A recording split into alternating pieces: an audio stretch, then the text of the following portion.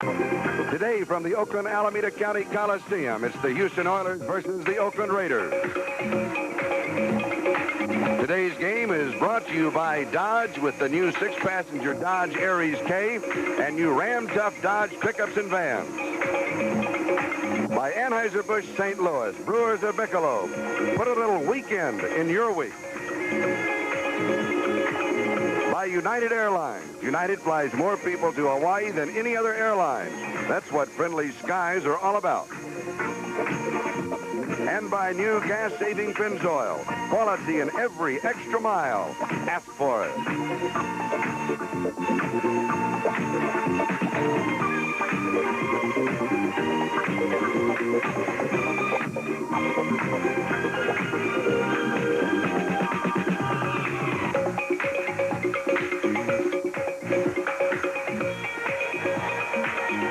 Hello, everybody. This is Charlie Jones, Lynn Dawson. And if Charles Dickens was a sports writer, he would say it is the tale of two cities, Houston and Oakland. And for the winner, it will be the best of times. For the loser, the worst of times. As Chris Farr is kicking off for the Raiders. Carl Roaches and Ronnie Coleman are set for the return. Coleman at the goal line. Ronnie's to the 10, 50, 20, and he returns it near the 25-yard line. Let's look at the offense of the Houston Oilers. They, of course, will be led at quarterback by the snake, Ken Stabler. Stabler hitting 64.1% on the year. 13 touchdowns, but 28 interceptions. Tim Wilson, one running back. He is there to block for this man, number 34, Earl Campbell. Spotted at the 25-yard line. Houston has the ball. Mike Renfro will be the wide receiver. They'll go with two tight ends. And Earl Campbell gets the call. And he has a quick 4 yards. It'll be second down and 6. Mike Renfro, the wide receiver. Now the tight ends, Mike Barber and Dave Castle. On that last play, there was a fumble, Charlie. They stole the ball from Earl Campbell, and Oakland is getting great field position right after the first play of the game. Mike Davis stole the football from Campbell. Davis is number 36. Taking a look at Campbell, 34, going up the middle of that Oakland defensive line. And the ball is snatched right out from under him. Oakland coming up with it. You can see in the bottom of the pile right there, 36. Davis coming up with the football, the strong safety. First turnover and the first opportunity for the Oakland Raiders at the Houston 28-yard line. The give is to Kenny King. King formerly with the Houston Oilers. He was drafted number 3 a year ago, but he rushed for only 9 yards. Vernon Perry makes the tackle. The quarterback for the Oakland Raiders is Jim Plunkett, hitting 51.6% on the year. And as a starter, they have won 9 and lost 2. Kenny King, been bothered by an ankle injury. This is the workhorse, Mark Van Egan. Bob Chandler is the wide receiver having his finest year. No gain on the last play. Cliff Branch, you know, the speedster. Second down and 10. Inside to the 25-yard line is Van Egan. He picks up 3 as Elvin Bethea makes the tackle. So it will be third down and 7. The tight end for the Oakland Raiders is Raymond Chester, and here's an offensive line. And take a look at that offensive line. Number 63, Gene Upshaw, 14-year veteran, has never missed a starting call, either a preseason game, regular season, or postseason game. It's a veteran offensive line for the Oakland Raiders. 5 men in the secondary for the Oilers. Arthur Whittington comes into the offensive set. It's third down and 7. Check it. That's Ira Matthews. That's it. Flags go down. We had action before the football was snapped. Right away, this ball game is jumping off and get a turn of events. Ball start, offense, number 65. The call is on Mickey Marvin, the right guard of the Oakland Raiders. And that's not good for Oakland because they were in position to kick a field goal, taking it back now for Chris Barr. It's making it a little longer if they don't pick up some yardage here. They're in a situation right here, Charlie, they're going to have to throw the football. Third down and 12. Let's look at the defense of the Oilers. They'll go with a front 3, basically, although we'll see some changes. And that is Andy Doris, Ken Kennard, and Elvin Bethea.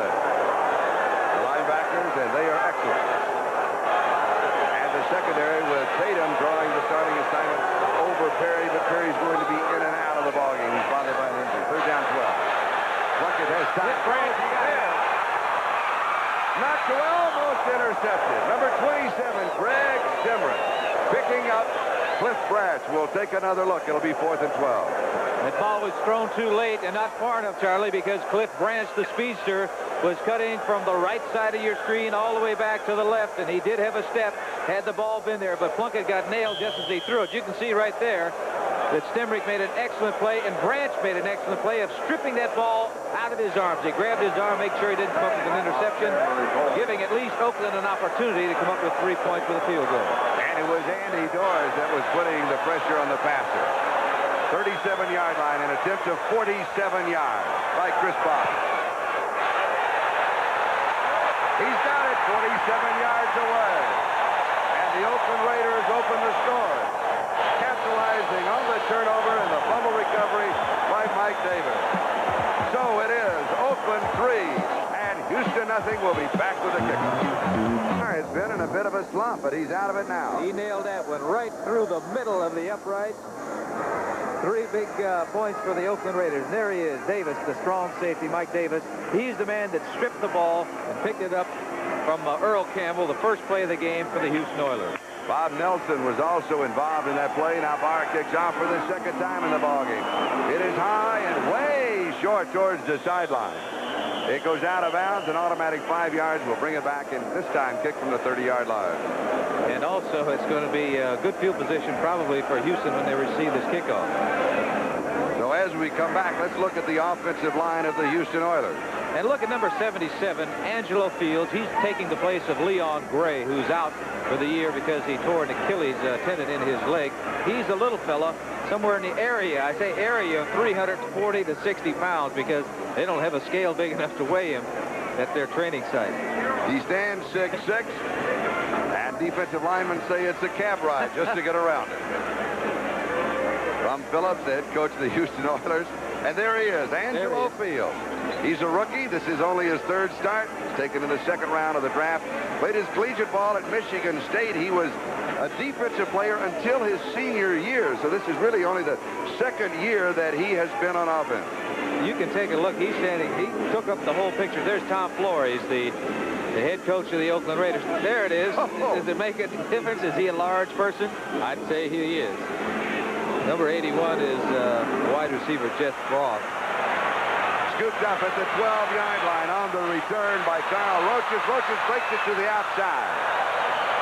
And you're right, the Oilers will have good field position. Chris Barr, the man who kicked off, made the tackle after a 26-yard return.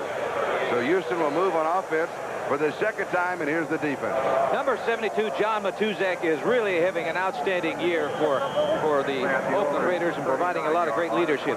Number 83, the historic Ted Hendricks, having, I think, the best year of his career. The man who leads to everybody in interceptions, number 37, Lester Hayes at the cornerback position. And don't forget number 36, Mike Davis, who stripped the ball from Earl Campbell, came up with the fumble, the turnover, that led to the field goal. Pass is complete, 1st down, going to Dave Casper. Covering 13 yards and the 1st down. Bob Nelson, the linebacker, stops him. It is at the Oakland 49-yard line. Charlie, you said you're going to dance with the one that brought you, and we mentioned about this combination. Look at Stabler. He's looking for number 87, and that is Dave Casper, the Stork. Hit Stabler after he released the football, but 87, Casper, was just looking for that open area between the linebackers. He found the open area. Stabler found him. Stabler and Casper played together for 6 years with the Oakland Raiders. Here's Earl Campbell. Flips as he makes his turn. He may get a yard, but that will be it as Bob Nelson was there to cut him down, the linebacker number 51. Bob Nelson got penetration and got an arm on his legs, and what you're going to have to do against the Houston Oilers and Earl Campbell, you must get penetration at that line of scrimmage and get back in that secondary or in the backfield and disrupt things. Otherwise, if he gets to the line of scrimmage and through it, you're in a whole lot of trouble defensively because he's going to pick up a lot of yards. 2nd down and 10. Oakland out in front by a score of 3-0. Campbell on the draw. Campbell has 2 yards, and that is it. It will be 3rd down and 8. Again, it is Bob Nelson. He joins Reggie Kinlaw, the middle guard. Kinlaw played his collegiate ball at Oklahoma and has gone against Earl Campbell on the collegiate field, but first time that they have met since they've been in the pros. The Taking a look at Stensrud, the defensive lineman for Houston, getting a little work done on the sideline. 5 men in the secondary. Billy White Shoes Johnson is in as a receiver. They give instead on the draw up the middle to Rob Carpenter. And Carpenter is upended after a yard. So it'll be 4th down and 7, and the Raider defense is the story of the ball game right now. This time it was John Matuzak. The Snake was trying to spread that defense out and hope they get a draw play that worked going up the middle and break it for a big game, but it was not to be because Oakland played it very, very well. 4th down, so Cliff Parsley will be kicking. Ira Matthews is set for the return. And the center wants a change of football for the Houston Oilers. It could be there's a lot of the stick-em on that football, and he wasn't able to get a good grip on it to get a good snap. Don't want to make a mistake down here. That's David Carter, offensive center on the snaps for the Oilers. Carl Mock is the center when they're running from or passing from scrimmage. Matthews fields it, bobbles it, drops it. He is hit. It is recovered by the Oakland Raiders inside the 5-yard line. Corker was there. The punt covered 38 yards. Otis McKinney recovered the fumble. So we have had a strange opening to this wild card game. The Raiders have the ball when we come back at their own 5.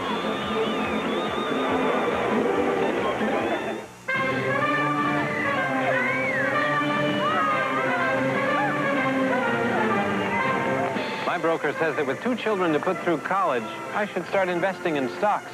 What does your broker say? Well, Frank, my broker's E.F. Hutton. And E.F. Hutton says...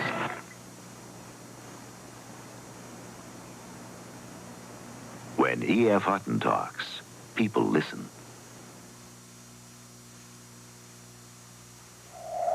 Your next long-distance call. Main man for the Houston Oilers, and so far Oakland has closed door on it. Well, Oakland has done a good job so far in this ball game of stopping the running attack of Houston. That's what they have to do. They've got to stop Earl Campbell. They've got to force the Snake to go back and throw, because you know so far this year when the Snake has had to really throw the football, they've had a lot of trouble winning the game.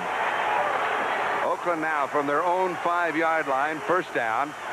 Just under 10.5 minutes left to go. We're in the 1st quarter. Mark Van Egan gets the call, and he picks up 3 yards to the 8. It will be 2nd down and 7.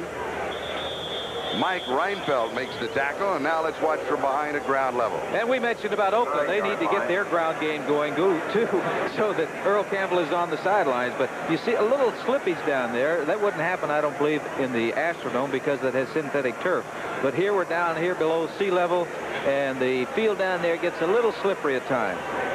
And there is Mark Van Egan. We mentioned the fact that he is the workhorse of the offense for the Oakland Raiders. Mike Reinfeldt shaken up on the play. Reinfeldt was originally with the Oakland Raiders, as Dave Resnick pointed out this morning in the San Francisco Examiner. He unfortunately did not play a game with them in regular season. He played in 1976, 2 games in preseason, was then put on waivers, and was then picked up late in the season by the Houston Oilers. So his career in reality has been with Houston and not with the Oakland Raiders, although he did pass through. They can't afford to lose him. That's because right. Vernon Perry is hurt. Tatum started at the strong safety position. They don't have that many players on the roster in the secondary for the Houston Oilers. And so it is Wilson, Perry, Tatum, and Stimrick now in the secondary. And it is 2nd down 7. Plunkett dumps it off right side. Lots of room to tight end Chester. Raymond Chester. J.C. Wilson moves up to make the tackle. 1st down. Both teams are going to go to their tight end in situation. This is a zone defense by the Houston Oilers, but plenty of time for Plunkett to look downfield. The offensive line with Gene Upshaw and Shell in there did an excellent job of protecting the quarterback, and Chester was wide open, coming up with a big 1st down for the Oakland Raiders. 1st down, Oakland at their own 18-yard line. They lead 3-0 in the ball game. Kenny King getting the call, number 33. An ankle injury of the last couple of weeks seems to be all right as Tatum and Bingham make the time. Well, taking a look at Kenny King to see how he moves early in this game, to see if he is hampered because of the ankle injury, but that time he looked as quick as ever. He adds a dimension to Oakland that they really haven't had that much, and that is that great outside speed. They've always had that fullback that could bang away inside. They haven't always had the man that could get outside and break it for long games. Weinfeld is back in the secondary for Houston. King again gets the call. Mark at the 24-yard line, so it'll be 3rd down and 4 after he has one. And Robert Brazil, the outside linebacker, is the man who stopped it. And right now, coming up for a situation for Oakland, they're in a passing situation. 3rd down and 4. The key receiver has been Raymond Chester, the tight end, number 88.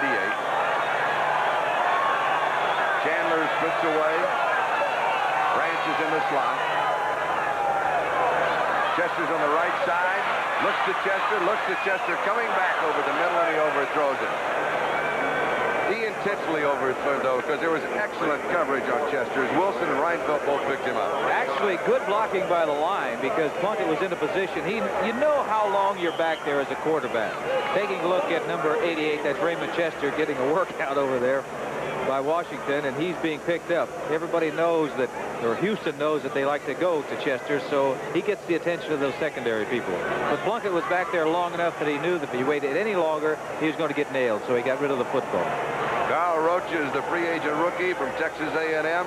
Is set to return the punt of Ray Guy, who had a 43.6-yard average during the regular season, 3rd in the NFL. Fielded at the 38-yard line. To the 45. Roach goes out of bounds around the 47-yard line. He'll get 9 yards on the return. The kick covered 37 yards, and Derek Ramsey was left to go in the first quarter. Oakland leading Houston 3-0. Chris Byers' 47-yard field goal was set up by Mike Davis, recovering the ball, a fumble from Earl Campbell. In reality, he simply slipped in play action, and he is sacked. Lester Hayes got him. The left cornerback was coming.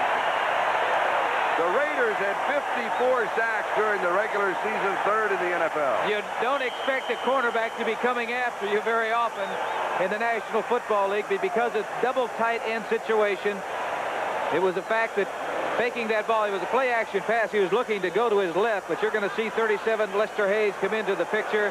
No one came in his direction, and his responsibility was out in the flat. Since no one came, he went after Stabler, made a big sack. Loss of 9 on the play. Billy Johnson is in. Stabler to throw. As protection, fires. It's incomplete, 50-yard line. He was going to Mike Barber, the other tight end, and Mike Davis, the strong safety, had the coverage.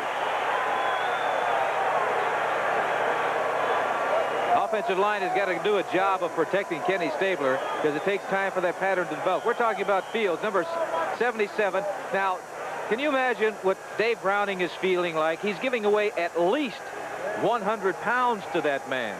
And there's no way he's going to grab him and turn him. The only thing that he can do is try to beat him on quickness. 3rd down, 19. Stabler has completed 1 of 2. Oakland now with 5 in the secondary. They'll come with a 4-man rush. This one is dropped off to Rob Carpenter. Slips a tackle at the 40, 45, and then out of bounds. He goes out at the 48-yard line. That's where they started. So it'll be 4th down and 10. Ted Hendricks got it. So far, Oakland's defensive unit really is doing a good job against Houston. They have not permitted Houston to get into the type of game that they like to play offensively, and that is giving the ball to number 34, Earl Campbell. Completely disrupts Houston's game if you can't get the ball to Campbell and have him pick up 3 and 4 and 5 yards of crack. Cliff Parsley to kick. Ira Matthews is set for the return. The last 2 times, too, Houston had excellent field position. Came away with nothing. Good kick.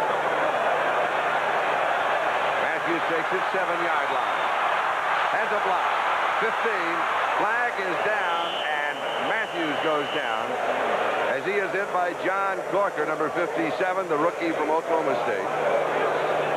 45 35 yards on the kick, an 8-yard return. Tim Smith was also there on the coverage. They're going to go back, Charlie. That was a John clip Corker stopped the on run Oakland. back. They're going to have terrible field position. After he had run it back about 6 yards. Chuck Eberling is the referee.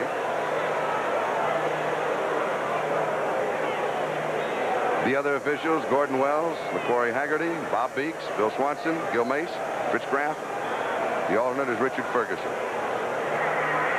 Personal foul. Clipping on the run back. Number 57. First down. Randy McClanahan.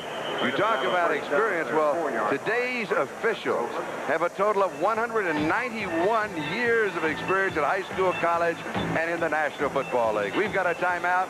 And it's very obvious. McClanahan, number 57, right there. It's so unnecessary. He should have avoided that collision at all. Just throw up his hands, go the other way, because he's standing right there. The officials know that they're going to throw that flag on him. And that puts him in terrible field position right now. Officially, the ball on the 5-yard line. Mike Stinserud replacing Andy Doris in the defensive line for Houston. Jim Plunkett, the quarterback. Double tight. Van Egan coming to the 10-yard line, so he picks up 5. It'll be 2nd and 5. Ted Washington makes the tackle along with Greg Bingham. Bob Trumpy, who is here covering the game in the pregame show. A report on Dan Pastorini, because a lot of rumors had been floating around here. Was in an automobile accident last night. Talked to him. Bob just told us facial lacerations. They said there was a possibility of a broken ankle or broken leg. That did not happen. Facial lacerations. Pastorini, and he is all right. Van Egan again. 13-yard line.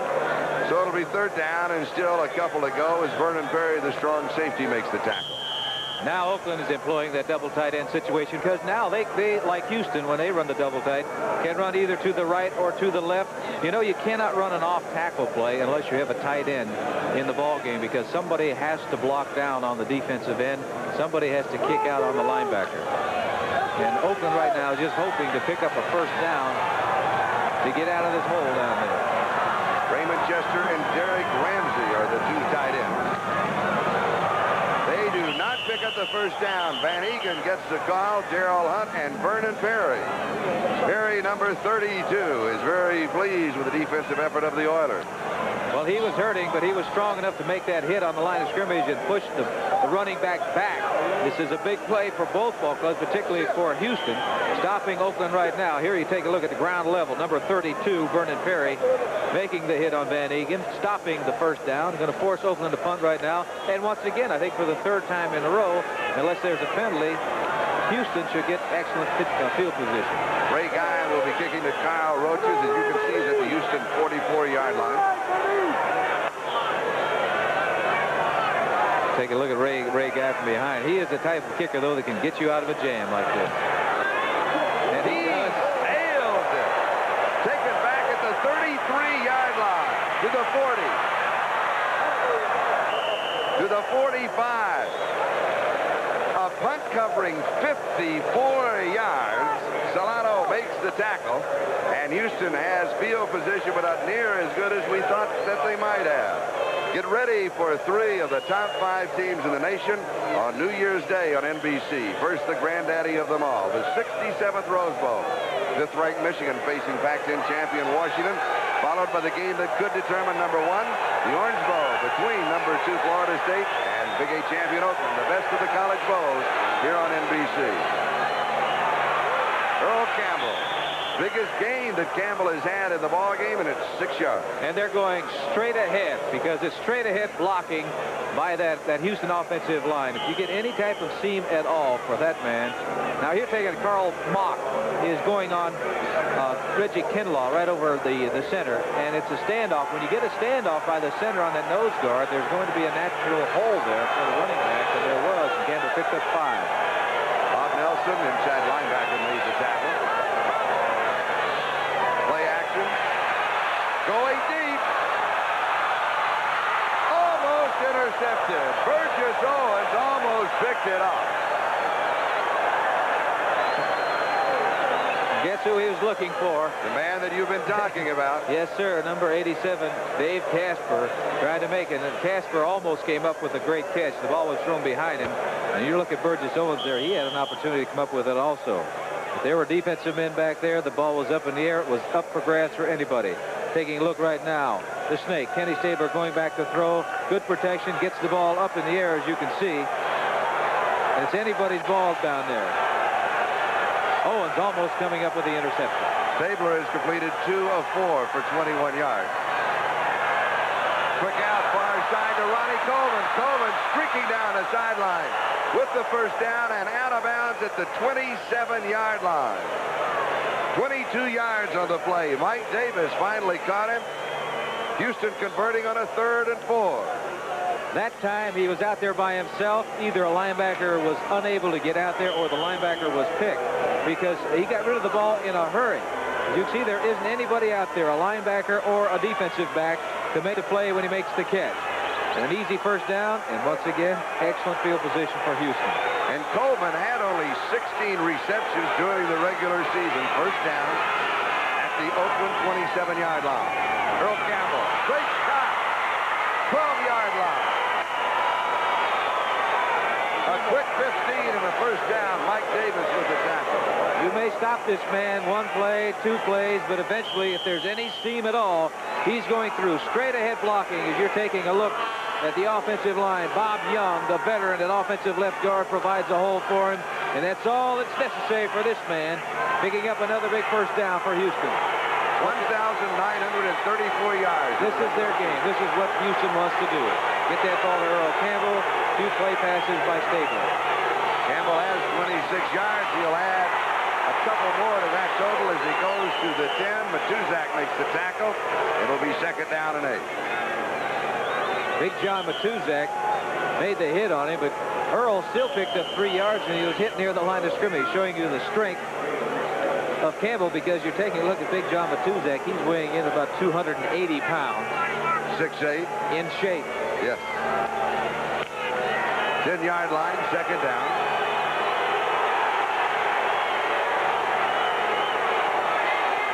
John Matuzak's really having an outstanding year. Campbell slipping 2 tackles, fighting his way to the 6-yard line. And he got the 4 yards on his own, taking Raider players with him. Mike Davis finally hauled him down. Earl Campbell was nailed at the line of scrimmage once again by Matuzak.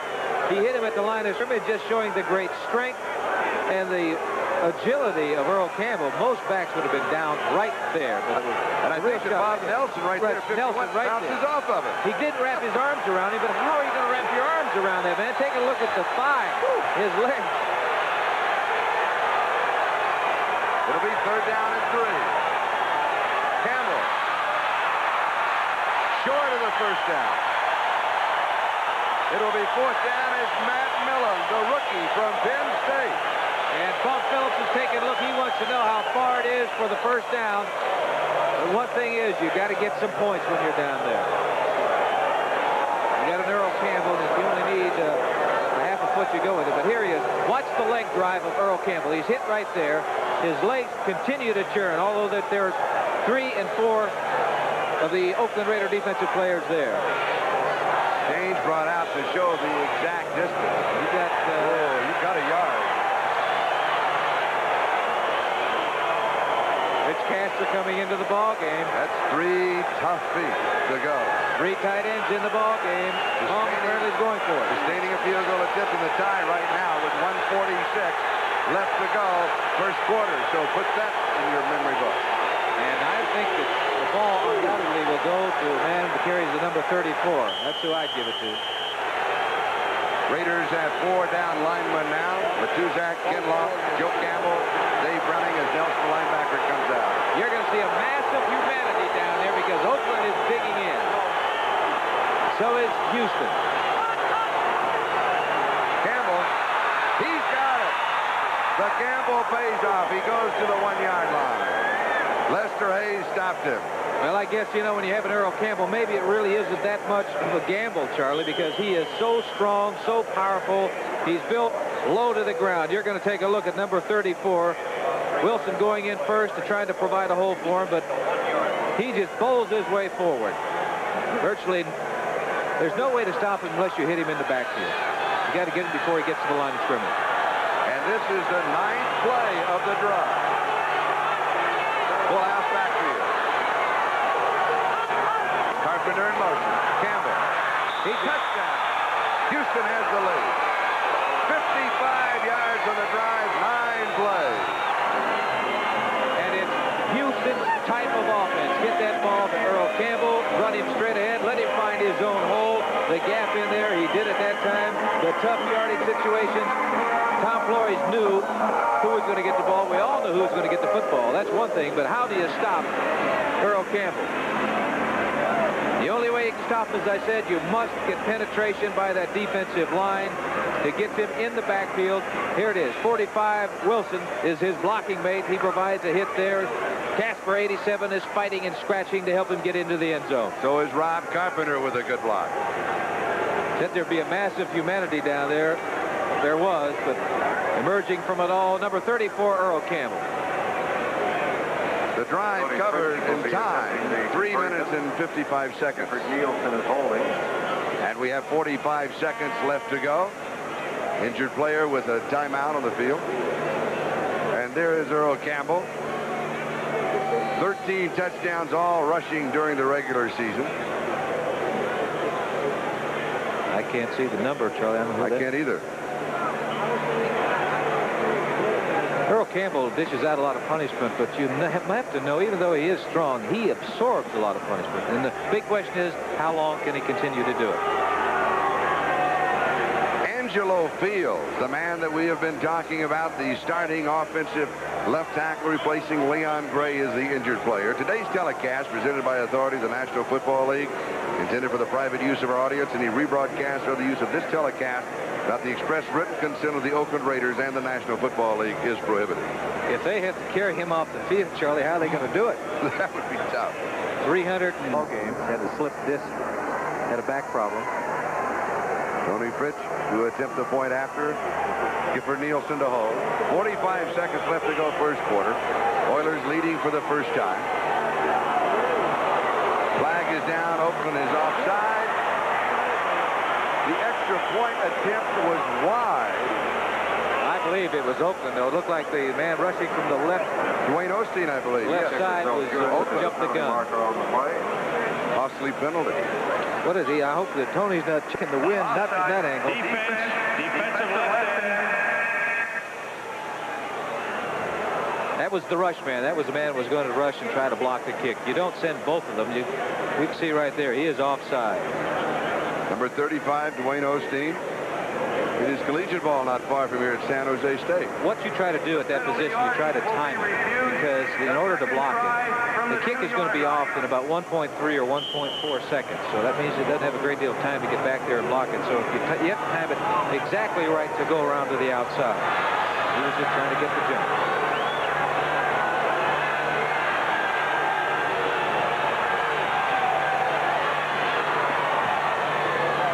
This one is good. So the score, the Houston Oilers 7 and the Oakland Raiders 3. Now with 45 seconds left to go, we're in the first quarter of the wild card game. And earlier today, Dallas defeated Los Angeles in the NFC wild card 34-13. So Dallas will be playing at Atlanta. Minnesota will be at Philadelphia in the NFC next weekend. Now these two teams, if Oakland wins, they will not play San Diego. That's right. Unless it's a championship game. Oh, they would in a championship game, yes. But you can't play next week in the semifinals anyone in your same division. And the two wild card teams from the West, Oakland, San Diego won that division. From the Central, Cleveland Browns won that division. And Houston is here as the wild card team. They are checking the right knee of Angelo Fields. They do not know yet whether or not he can return. Ira Matthews and Keith Moody are set for the kickoff return of Tony Fritsch. Receivers for the NFL 80 at Ira halftime. Matthews We'll and have an Keith update Moody. on Tony Dan Fritsch Pastorini, who was in an automobile accident last night, and from the information we received, had some facial injuries. Nothing too serious. That is the word that we have now. Brian Campbell will be updating all of that. Matthews, 5-yard line. Fires to the 15. And he is upended around the 18 or 19-yard line. They'll mark at the 18-yard line. And Darrell Hunt was the man who hit him for the Houston Oilers. And he is getting up very, very slowly, Charlie. Looked like it could be a leg problem with Matthews coming off. You can see right there. It could be an ankle also. But he was really turned head over heels. Take a look at what happens with return men. Sometimes you get some great gains, and sometimes you really get nailed. Look at that. And it was number 50, Darrell Hunt, the man who tripped him up. 18-yard line, Oakland in their own territory. Oilers lead at 7-3. 37 seconds left to go in the first quarter. Plunkett to throw. Plunkett is wrapped up. First sack for the Houston Oilers is Ken Kennard, and Alvin Bethea were there. Oilers did not have that many sacks, only 34 on the year, comparing to the Raiders' 54. That time, the secondary of Houston did an excellent job. Oakland sent out just 3 receivers. Actually, time-wise, ordinarily you get the ball off at least 3.5 seconds. Plunkett had plenty of time. He was looking, couldn't find anybody open. What he should have done was just unloaded that football and get rid of it and not take that loss, particularly down there as close as they are to their own goal line. It'll be second down and 21. King gets the call, and he may get a yard, and that'll be about it, as Ken Kennard was there to grab him. And time runs out on the first quarter. And after one is complete, it is Houston 7 and Oakland 3 will be back. Oakland, California, the wild card playoff game. And Charlie Jones, Lynn Dawson, and Love You Blue is here in Oakland. Oh, yes, Houston. The fans love them. And look at that for the Raiders. 0 passing yardage in the first quarter. And it is third down and 20. Plunkett going deep. Cliff Branch can't get to it. He overthrows him by 3 full steps. Reinfeldt had the cover. He did not want to underthrow him because Reinfeldt was playing center field for Houston. He was back there. And you've got Cliff Branch, who is a class sprinter. He was at least a couple of years ago. He's been in pro ball 9 years now. 32 years of age. You got to slow up sometime. But I was talking to the coaches of Oakland before the ball game in the locker room, and I asked about Cliff Branch. I said, "What kind of speed does he have?" And Chet Franklin, who coached him in Colorado, said he is the same today that he was when he was at Colorado. Oh boy! Great guy to kick. Carl Roach is going to again give the Houston Oilers excellent field position. Low snap. Got a hold of that. Roaches takes it back at the 42. He's to the 45. He's to the 50, the 45. 37-yard line. Todd Christensen, who snapped for the Oakland Raiders in a punting situation, is the man who made the tackle. The kick covered 49 yards, 21 yards on the... Getting back once again, Houston has been enjoying great field position, except for the first time they had the ball when they gave it up. Earl Campbell. Campbell to the 30-yard line. He'll pick up 7 on the play. It'll be second and 3 as Ted Hendricks makes the tackle. Here's what it looks like to the kicker when that ball is coming back. And Guy is an excellent athlete. It is a low snap, but he gathers that ball in very nicely and booms it. But unfortunately for Oakland, fortunately for Houston, Roach has made a great return. They're on the 30-yard line now. When Houston wins, Earl Campbell usually carries the ball about 25 times. He gains about 155 yards. Well, this is his 12th carry. And he now has 49 yards rushing in the game as he goes to the 26. Rod Martin with the tackle along with Burgess Owens. Right at the first down marker. Double tight for Houston. The reason they do that, as we said before, you got 2 great blocking tight ends. Number 87, Dave Casper, is one of them.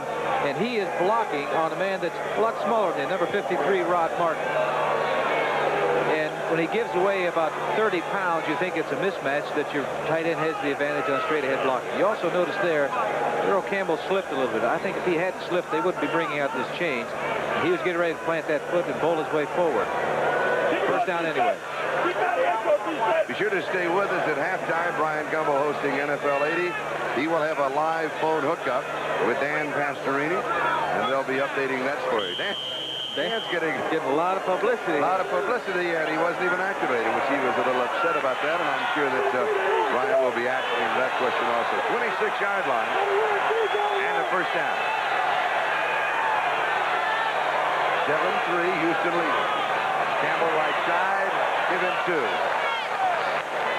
So it'll be second down and 8. Just under 13.5 minutes left to go in the first half as Matt Millen and Reggie Kinlaw make the tackle. You could see on first down they were anticipating the run because that's what Houston has been doing, and they had the linebackers.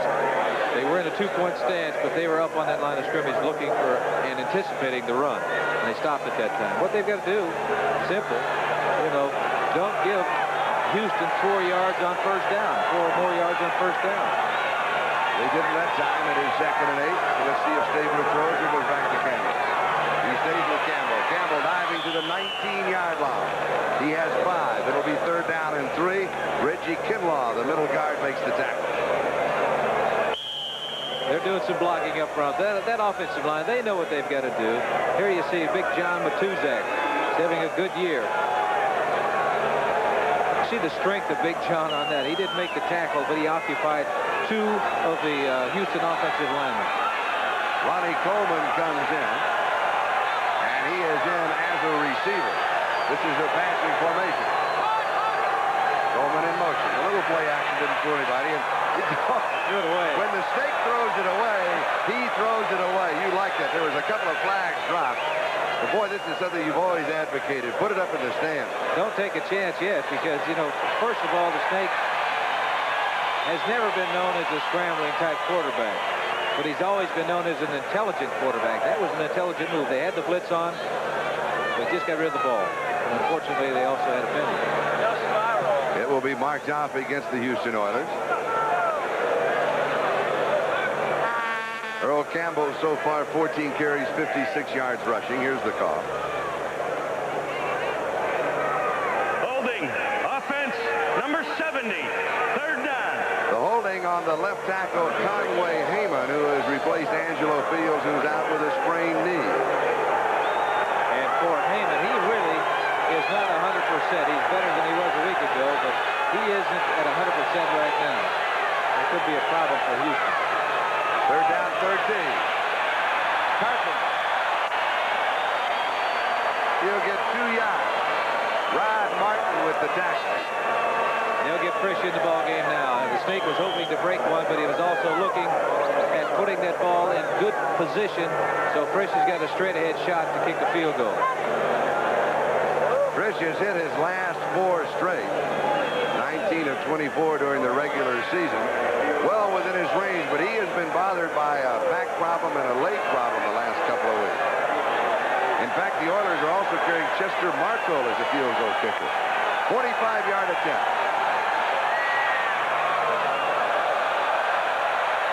Does not make it from 45 yards away.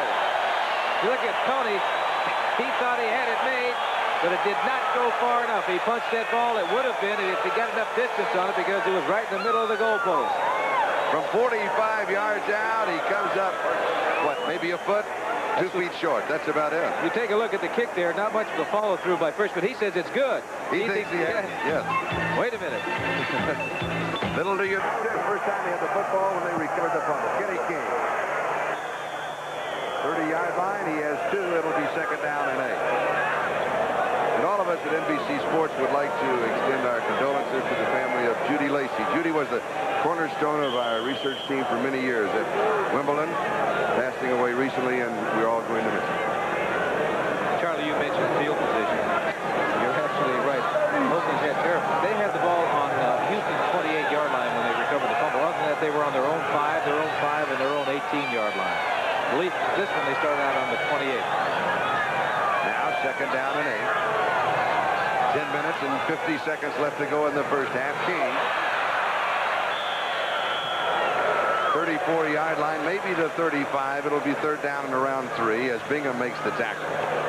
The ball game is a strange feel to it. There's not a dominating factor has not appeared as of this moment. Only on just one occasion. That's when Houston scored and they got the ball to Earl Campbell. They had good field position when they got the football, and he had a couple of good runs, and they took it in, stuffed it right down Oakland's throat, and got in to score. Other than that, nothing really.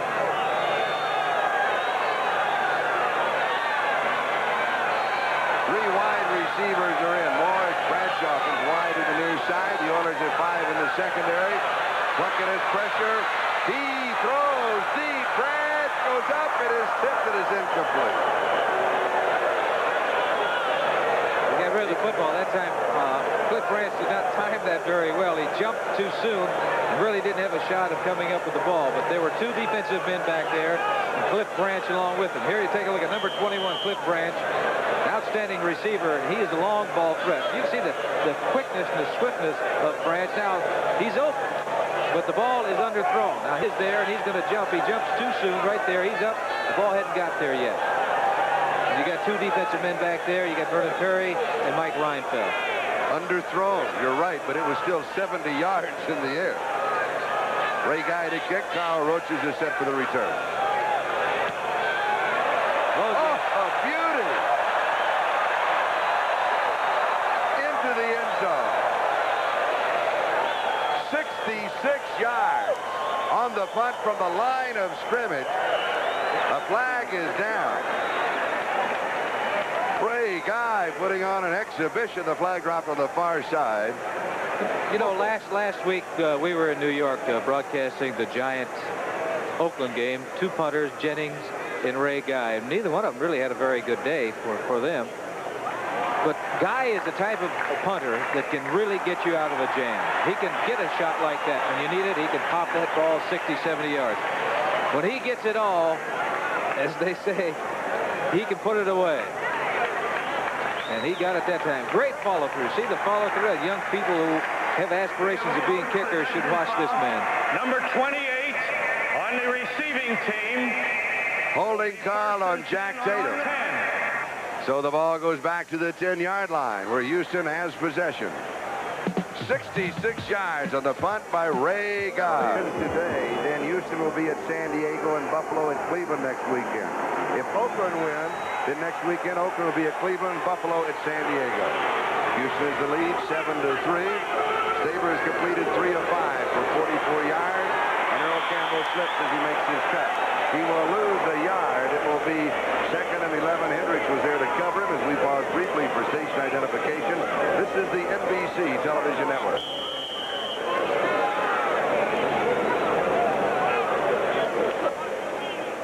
This is KCRA-TV, Channel 3, Sacramento. 5 seconds left to go in the first half. Houston leading Oakland 7-3 in the wild card game. Earl Campbell now has gained 55 yards. Billy Johnson is in as a wide receiver.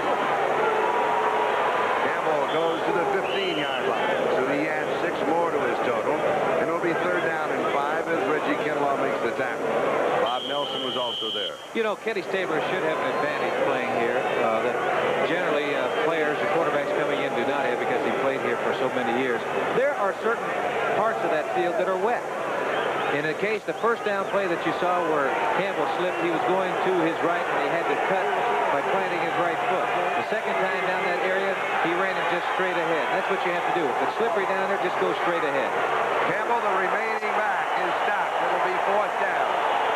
And now the Oakland Raiders can come up with excellent field position. Ted Hendricks makes the tackle.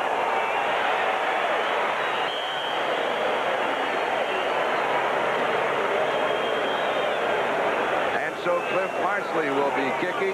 Keith Moody is set for the return. You had a report on Ira Matthews? Yeah, his knee is a problem. They don't know whether he'll be able to return in this ball game or not. But he did have some problems with the knee when he went head over heels on that last return.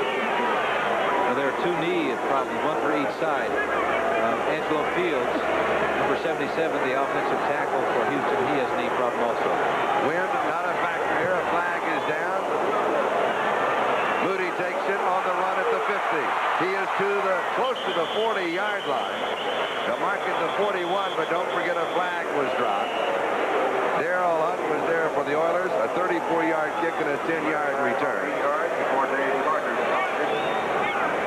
Illegal motion, it will be against the Oilers. They'll refuse it.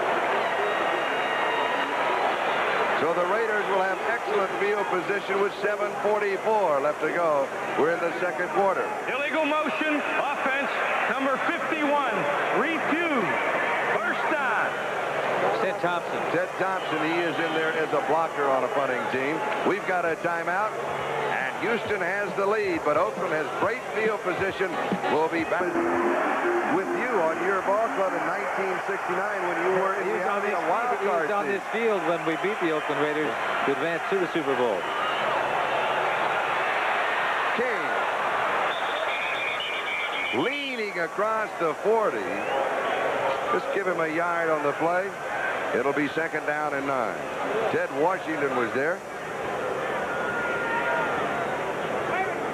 Ted Washington does an outstanding job against the running game. A lot of times they get him out in passing situations. But they're stringing this play out. Number 32, Vernon Perry, the strong safety, got good penetration, so he looks like he's healthy, Charlie. He's playing very well.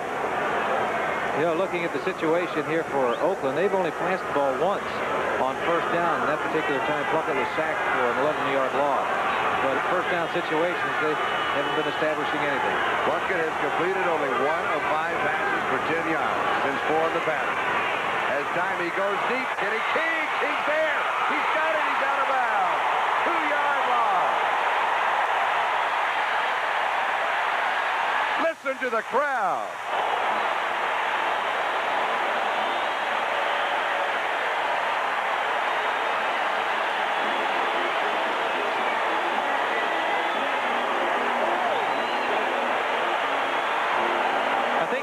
Shows the quickness of that running back Kenny King, because he was going from the backfield, and that was a long pass. He was going against Robert Brazil, number 52, who has excellent speed.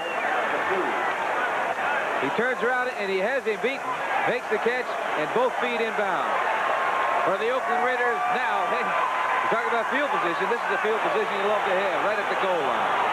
Jensen and Van Eek are the 2 running backs. This is Jensen trying the right side. He is stopped at the line of scrimmage, maybe just inside the 2. It'll be second down and goal to go. Darrell Hunt and J.C. Wilson make the tackle. During the regular season, Kenny King's longest reception was 18 yards, and that one was 37 yards. Well, you give the offensive line credit, because Plunkett had an opportunity to stand back there and wait for that running back to come out of the backfield and run all the way downfield. In order to throw it that long at that situation, the offensive line has to do the job.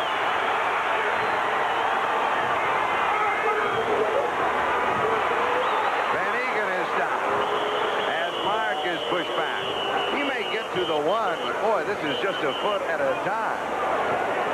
Greg Bingham, the leading tackler, was the man that was there for the Oilers, and he had a lot of help. Well, he's the man back there that's reading the play. No one generally can get to him to block him. He's feeling the hole now. He's making sure that the back does not get into the end zone. But in a goal line situation like this, the linebackers, generally you can't get an offensive lineman out of the line of scrimmage, because everybody is so tight in there. So he is roaming free right behind the line of scrimmage.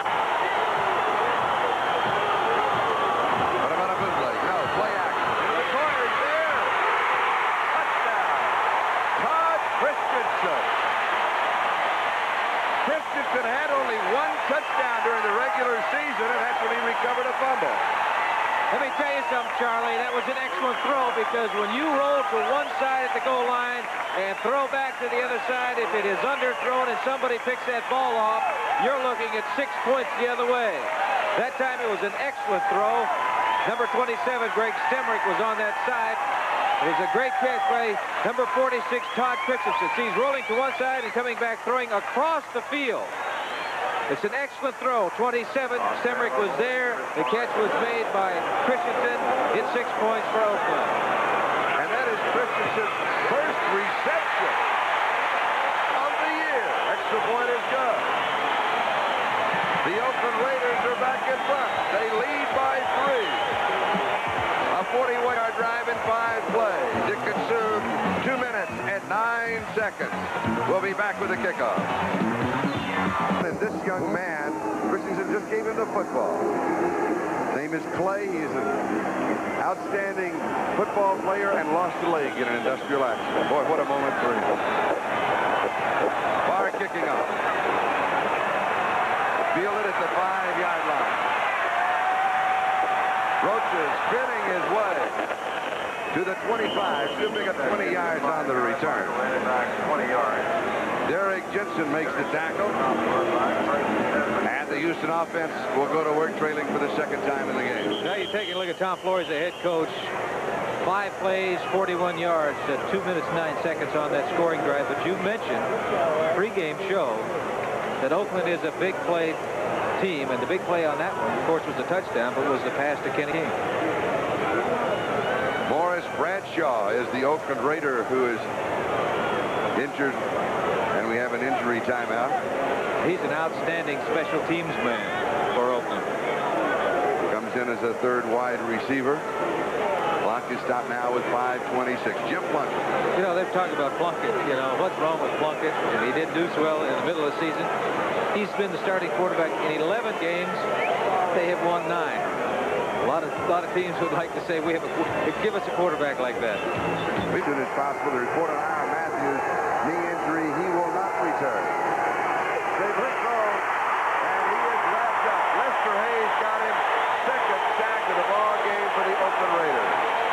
And Hayes got both sacks. So you've got a defensive cornerback blitzing. Well, he has responsibility. If a back came out his way, he wouldn't be able to do that, but the back went the other way, so he had no responsibility on the coverage. So he just takes off after Stabler, gets him around the neck, and brings him down. A big play once again for Oakland. I'm sure that they haven't shown this. This is something new because Stabler had no idea or no inkling whatsoever that this man, a cornerback, was going to be blitzing. Loss of 10 at 2nd and 20. 5 in the secondary. Stabler drills it, passes complete to Casper. And Casper moves to the 26-yard line. They get 10 of it back. Otis McKinney and Ted Hendricks make the tackle. Dave Casper has been doing this for a lot of years. Here he is. He's finding, look at that. He's looking for the open area. Looking for the open area. The back is coming the other way. Stabler is reading. The report on Morris Bradshaw is a bruised elbow. He can return. 3rd down and 10. Stabler under pressure, throwing. It's there. It's incomplete. Casper stopped. The defender had slipped. He misjudged it. He definitely misjudged that because all he had to do was run under that ball. No one was anywhere near Casper. It would have been an easy reception for this man. Number 87. Casper's coming out. Take a look at the footing there. It doesn't look very good. Right there. Davis slips and falls. Wide open. He hesitated right there. If he'd have kept on moving, Charlie would have come up with the football. But the field is a factor in this ball game. I've seen some slipping out there already in this first half. That was a big slip by Davis. Largely to kick. Moody is set for the return. He gets a good one off. Moody at the 30-yard line. Hit at the 35. He comes down at the 36. Boobie Clark, number 42, does a great job on the special teams with the first man down there to hit him. And that punt covered 44 yards.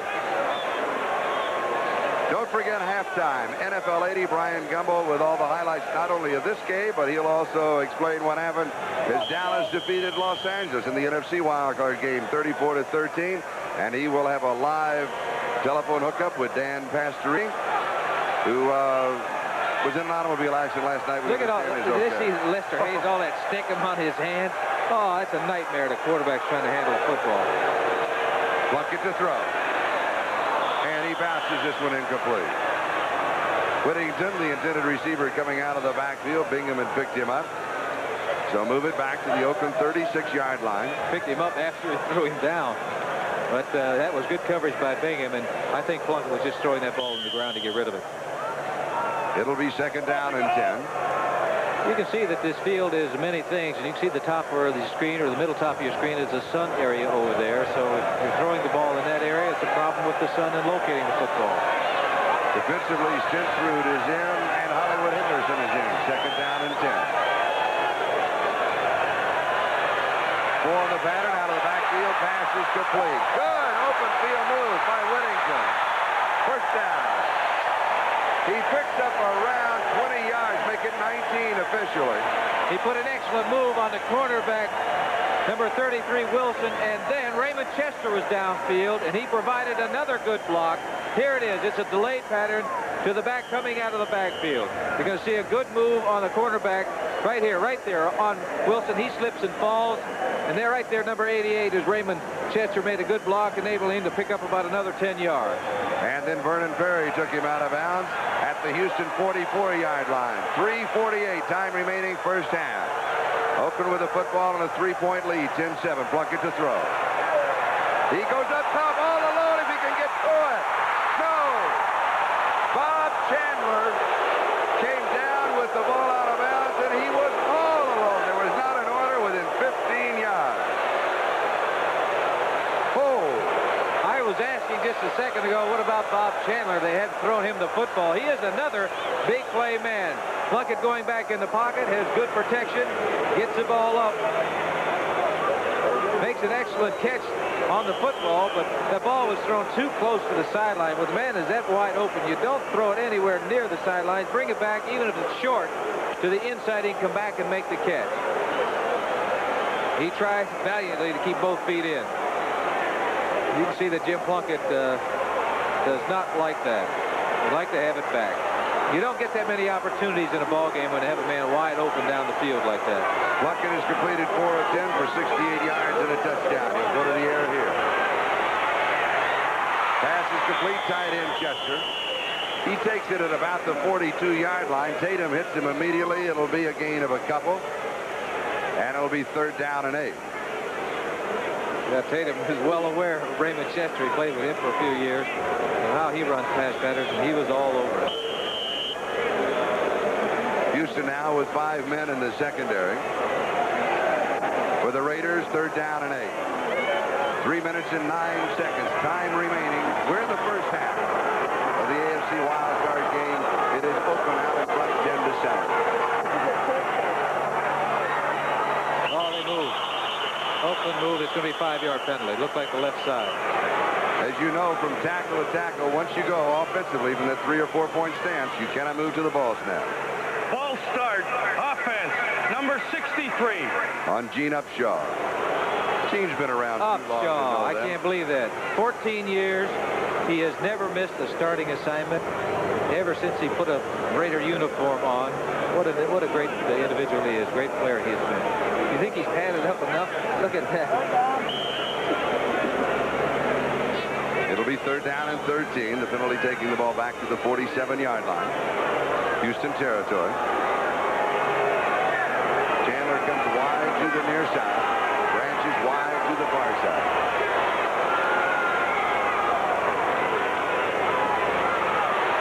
Flag is down, going deep. Here, looky here. Raymond Chester. 2-yard line, but there was a marker back at the 49.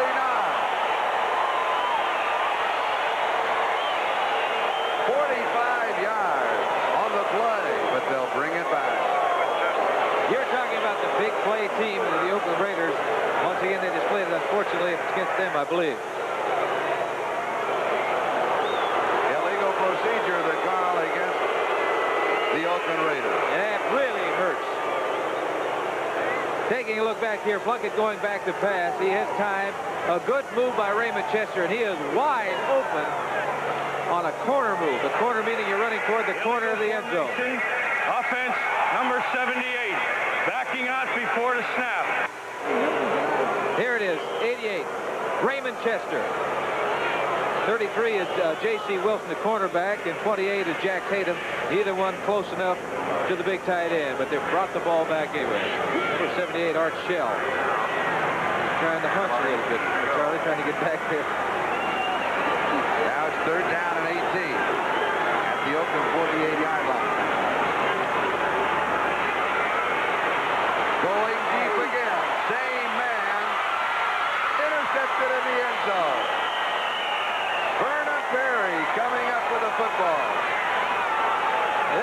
great interception by a man that was very questionable as whether he was even going to be able to play in this football game or not. Two things that I saw on that particular play. One is that Chester has great speed, and Plunkett really still has that great arm, because he threw this ball at least 65 yards in the air. But it's a great interception right there. 32, strong safety, Vernon Perry. And that is his 5th playoff interception. He had 5 also during the regular season. He's playing with a bruised thigh. We're not even sure if he would start, but start he did. And he has certainly played well. Did he start or Tatum? Tatum started and came right in immediately. They didn't fool around. Now for the 20-yard line. Carpenter picks up 4 to the Houston 24. It'll be 2nd down and 6. Mike Davis with the tackle. Here's the snake, Kenny Stabler, and this is with draw play to 26. That's Carpenter. He's looking for a hole. As you can see that he's looking for a place to go. There isn't any place to go. 2nd and 6, and Carpenter is the remaining back. Earl Campbell is not in the ballgame offensively. They were lots of time, and then he will be sacked 3rd for the Oakland Raiders. And Dave Browning got it. He pumped twice. He was looking for his tight end, Dave Casper, who's running a crossing pattern going from the left side all the way over to the right. But that just took too long to establish that pattern. And when you take it, that was about 5 seconds, Charlie. And if you have 5 seconds to throw, if you can't hit it off in 5 seconds, somebody is well covered. You can see he's looking for Casper. Pump twice. Now he goes down to Dave Browning, number 73. 2-minute warning will now be given to both benches. We've got a timeout, and we'll be back. Oakland leads by 3. Sideline will be 3rd down and 14. We mentioned it is called the 2-minute warning, and it's not just a 2-minute timeout. The reason being a 2-minute warning is both teams are warned of rule changes in the last 2 minutes of each half. The one that you notice more than anything else is on a kickoff, the clock does not start until the ball has been touched in the field of play. The quick pitch is to Carpenter. He leads forward to maybe the 17-yard line. It'll be 4th down and 13, and the Raiders stop the clock as Dave Browning and Rod Martin make the tackle. You know, this is a tough play on the turf down there that's very slippery. Browning came up with the video, trying to pitch out, trying to get outside everybody. There was a blitz on the inside. Right there, you can see him slipping. That's all it takes. A little hesitation like that and gives the defensive men an opportunity to catch up and make the stop. Raiders stopping the clock now with 1:55 left to go in the half. The Parsley will be kicking to Keith Moody, and Oakland again could have good field position. And they're a big play team. They come up with a couple of big plays so far. The one big one that I can recall is the pass to Kenny King, setting up the touchdown for the Oakland Raiders. What they must not do right now, the Oakland Raiders must not commit any errors down here in the form of penalties. We have a report on Mike Davis. He has bruised ribs. He is being x-rayed. Boy, this is a tough, bruising football game. I was talking to the coaching staff before the ball game, and I said, is this going to be like I think? It's going to be a very physical game? And they said, you had better believe it. Pressure is on. Okay. Moody takes it at the 38-yard line. He's to the 40, 45. 50 fumbles, flags are down, and Euler came up with a football, but out of bounds. We do not know if he had possession inbounds or not. There were 2 flags. It was Adger Armstrong who had it. That kick covered 45 yards. There was 16 yards on the return. We'll sort out the fumble. We'll sort out the penalty flag. I think you can take a look at Bum Phillips and see that it's not going in favor of Houston. He wants an explanation.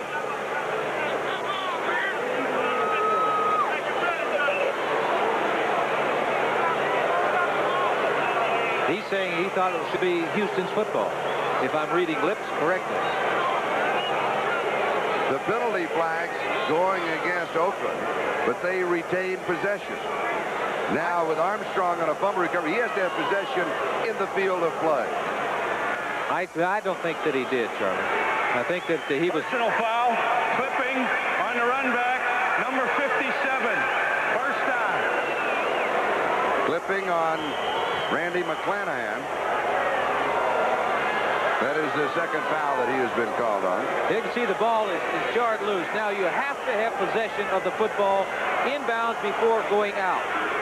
He gets a hold of the ball. Does he have it? No, I don't believe so. No, he did not have possession of the football. It's a good call. Possession defined as having possession of the football to do any act common to the game. Lucky to throw is completed 5 of 12 for 70 yards. Incomplete. At the 49-yard line, Chandler went up for it, and Reinfeldt timed the hit perfectly. Chandler, it was a good play by Mike Reinfeldt because Chandler had that football, and Reinfeldt jarred it loose. As you're going to see right here, the ball is there. Great hands by Bob Chandler. He's concentrating on that ball, but there's nothing that he can do about it when you get a shot like that. So Oakland has the ball at their own 32 as you watch again the hit of Reinfeldt. It'll be second down and 10. 1:35. Time remaining first half. Reinfeldt from the University of Wisconsin at Milwaukee on their campus, the first and only NFL player from that college. And he will always be the first and only player because they've dropped football. We've got a timeout. Now here's what happens. If Houston wins, then next weekend on Saturday in NBC, Houston will be at San Diego. On Sunday, Buffalo will be at Cleveland. If Oakland wins, then on Saturday, Buffalo will be at San Diego, and Oakland will be at Cleveland on Sunday.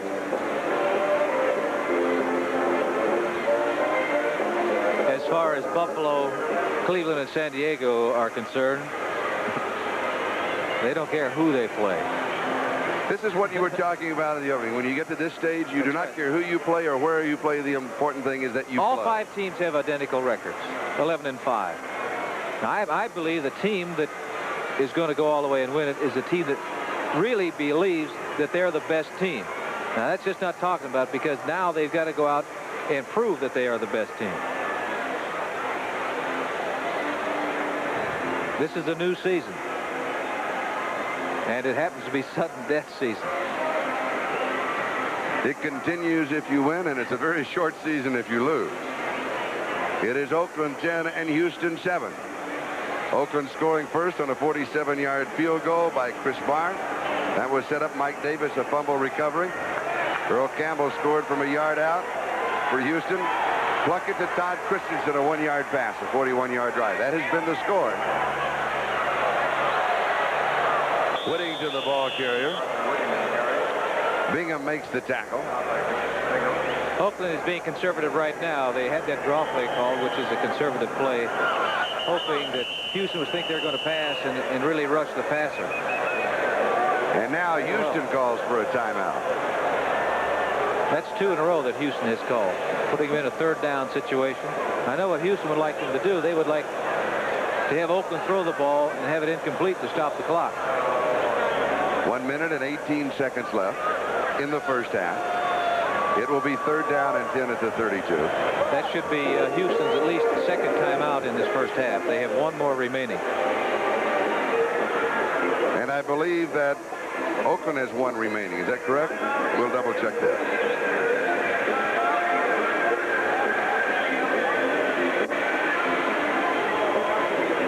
One thing I notice about Plunkett, he seems to set up deeper than other quarterbacks. Rather than the 7-8 yard range, most of the time, the Raiders have 2 left. Okay. Most of the time, he will set up 10 to 12 yards when he's going deep. Well, you get better vision if you're quick enough to get back there. For Kenny Stabler, because of the knee problems, I mean, he's not as quick as other quarterbacks. I mean, that's just a fact.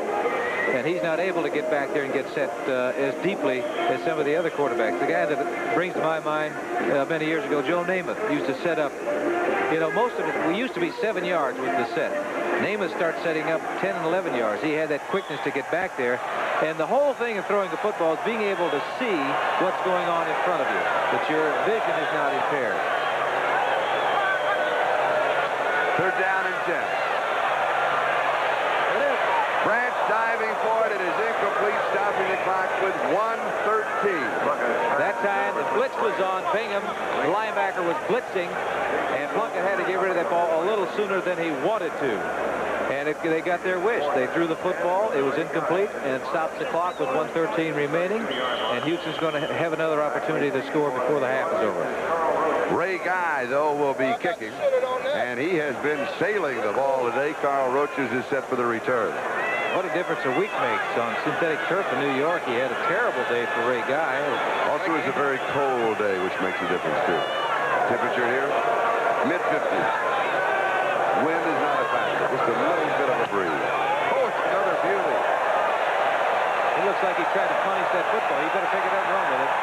One bounce at the 12, to the 20, 25-yard line.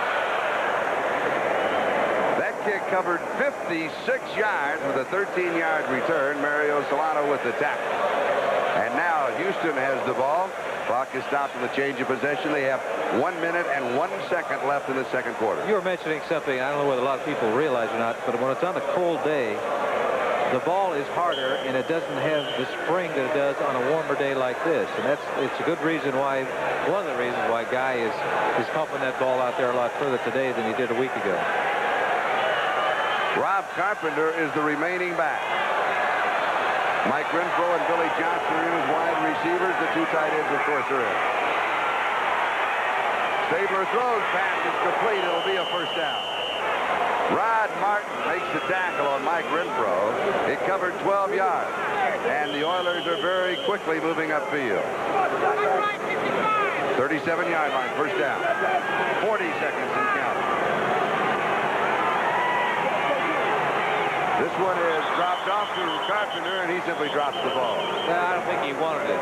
See, right here, it's too soon to call a timeout because they only have one timeout remaining in the first half. Here we're taking a look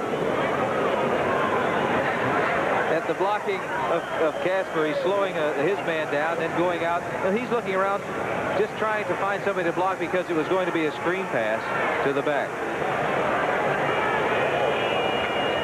It'll be second down and 10, 37-yard line. Don't forget, a live phone hookup with Dan Pastorini. He'll be talking to Brian Gumbel at halftime, so be sure to stay with us.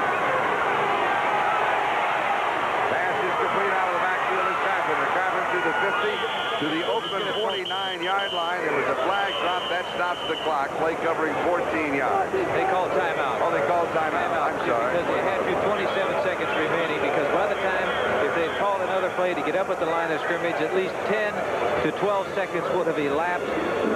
And that's too much time to waste right now because they're on the 50-yard line. They can throw a pass and get it out of bounds, Charlie, to edge down there toward the area where Tony Frisch can come into the field goal range area that he is capable of kicking.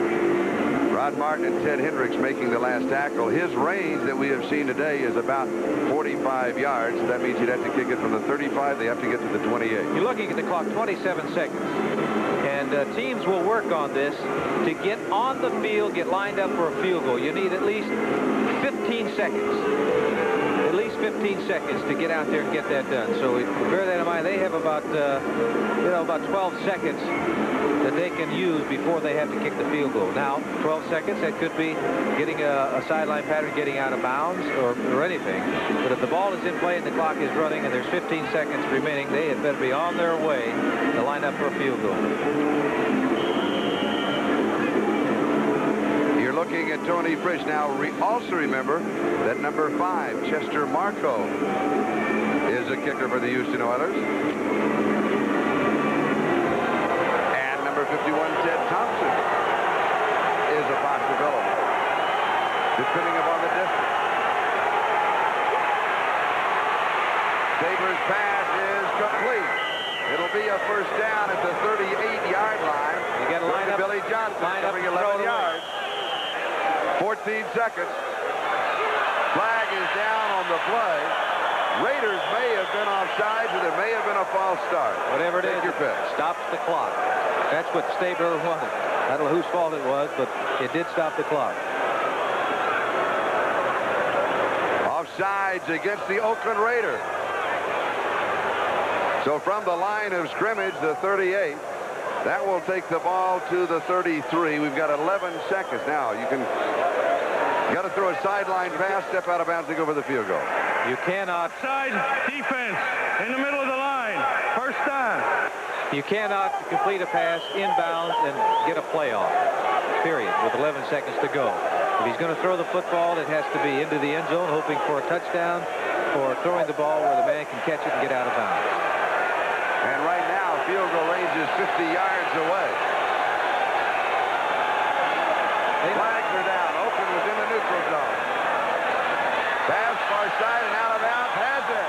Mike Renfro catches it at the 15-yard line, where he goes out with 6 seconds left to go, and there were flags down. Monty Jackson had the coverage on Renfro. I know that Oakland moved on the play. Yes, they were. They were in the neutral zone. Take a look at this throw. This is an outstanding catch by Renfro, and also the ability to get your feet inbounds. He does that, I believe, as well as any receiver in the National Football League. Offside defense, number 90, refused. First. Call on Willie Jones refused. The line of scrimmage, the 15. That is the first reception of the ball game for Renfro. And here's the field goal attempt from the 22. It'll cover 32 yards. Fritz going for the tie at half hour. 6 seconds left to go in the second quarter. Flags are down. I thought I saw Houston move. And the official signaled the kick was no good. A false start, number 70 offense. The 2 officials under the goalpost said no, he did not hit it. We have 2 seconds on the clock. That was a first down. He will have another chance, though.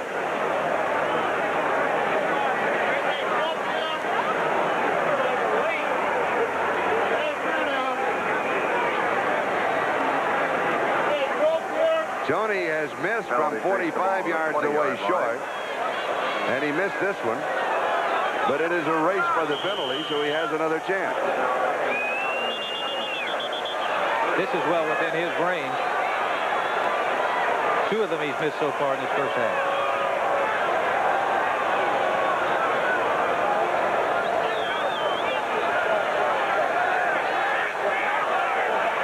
It will be first down and 15 if they accept the penalty, or second down and 10. Ted Henry's coming over to talk to the official. The flag is dropped for some of the discussion that is going on.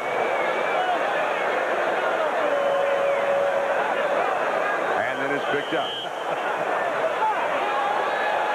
From the 27. An attempt of 37 yards and the tie at halftime.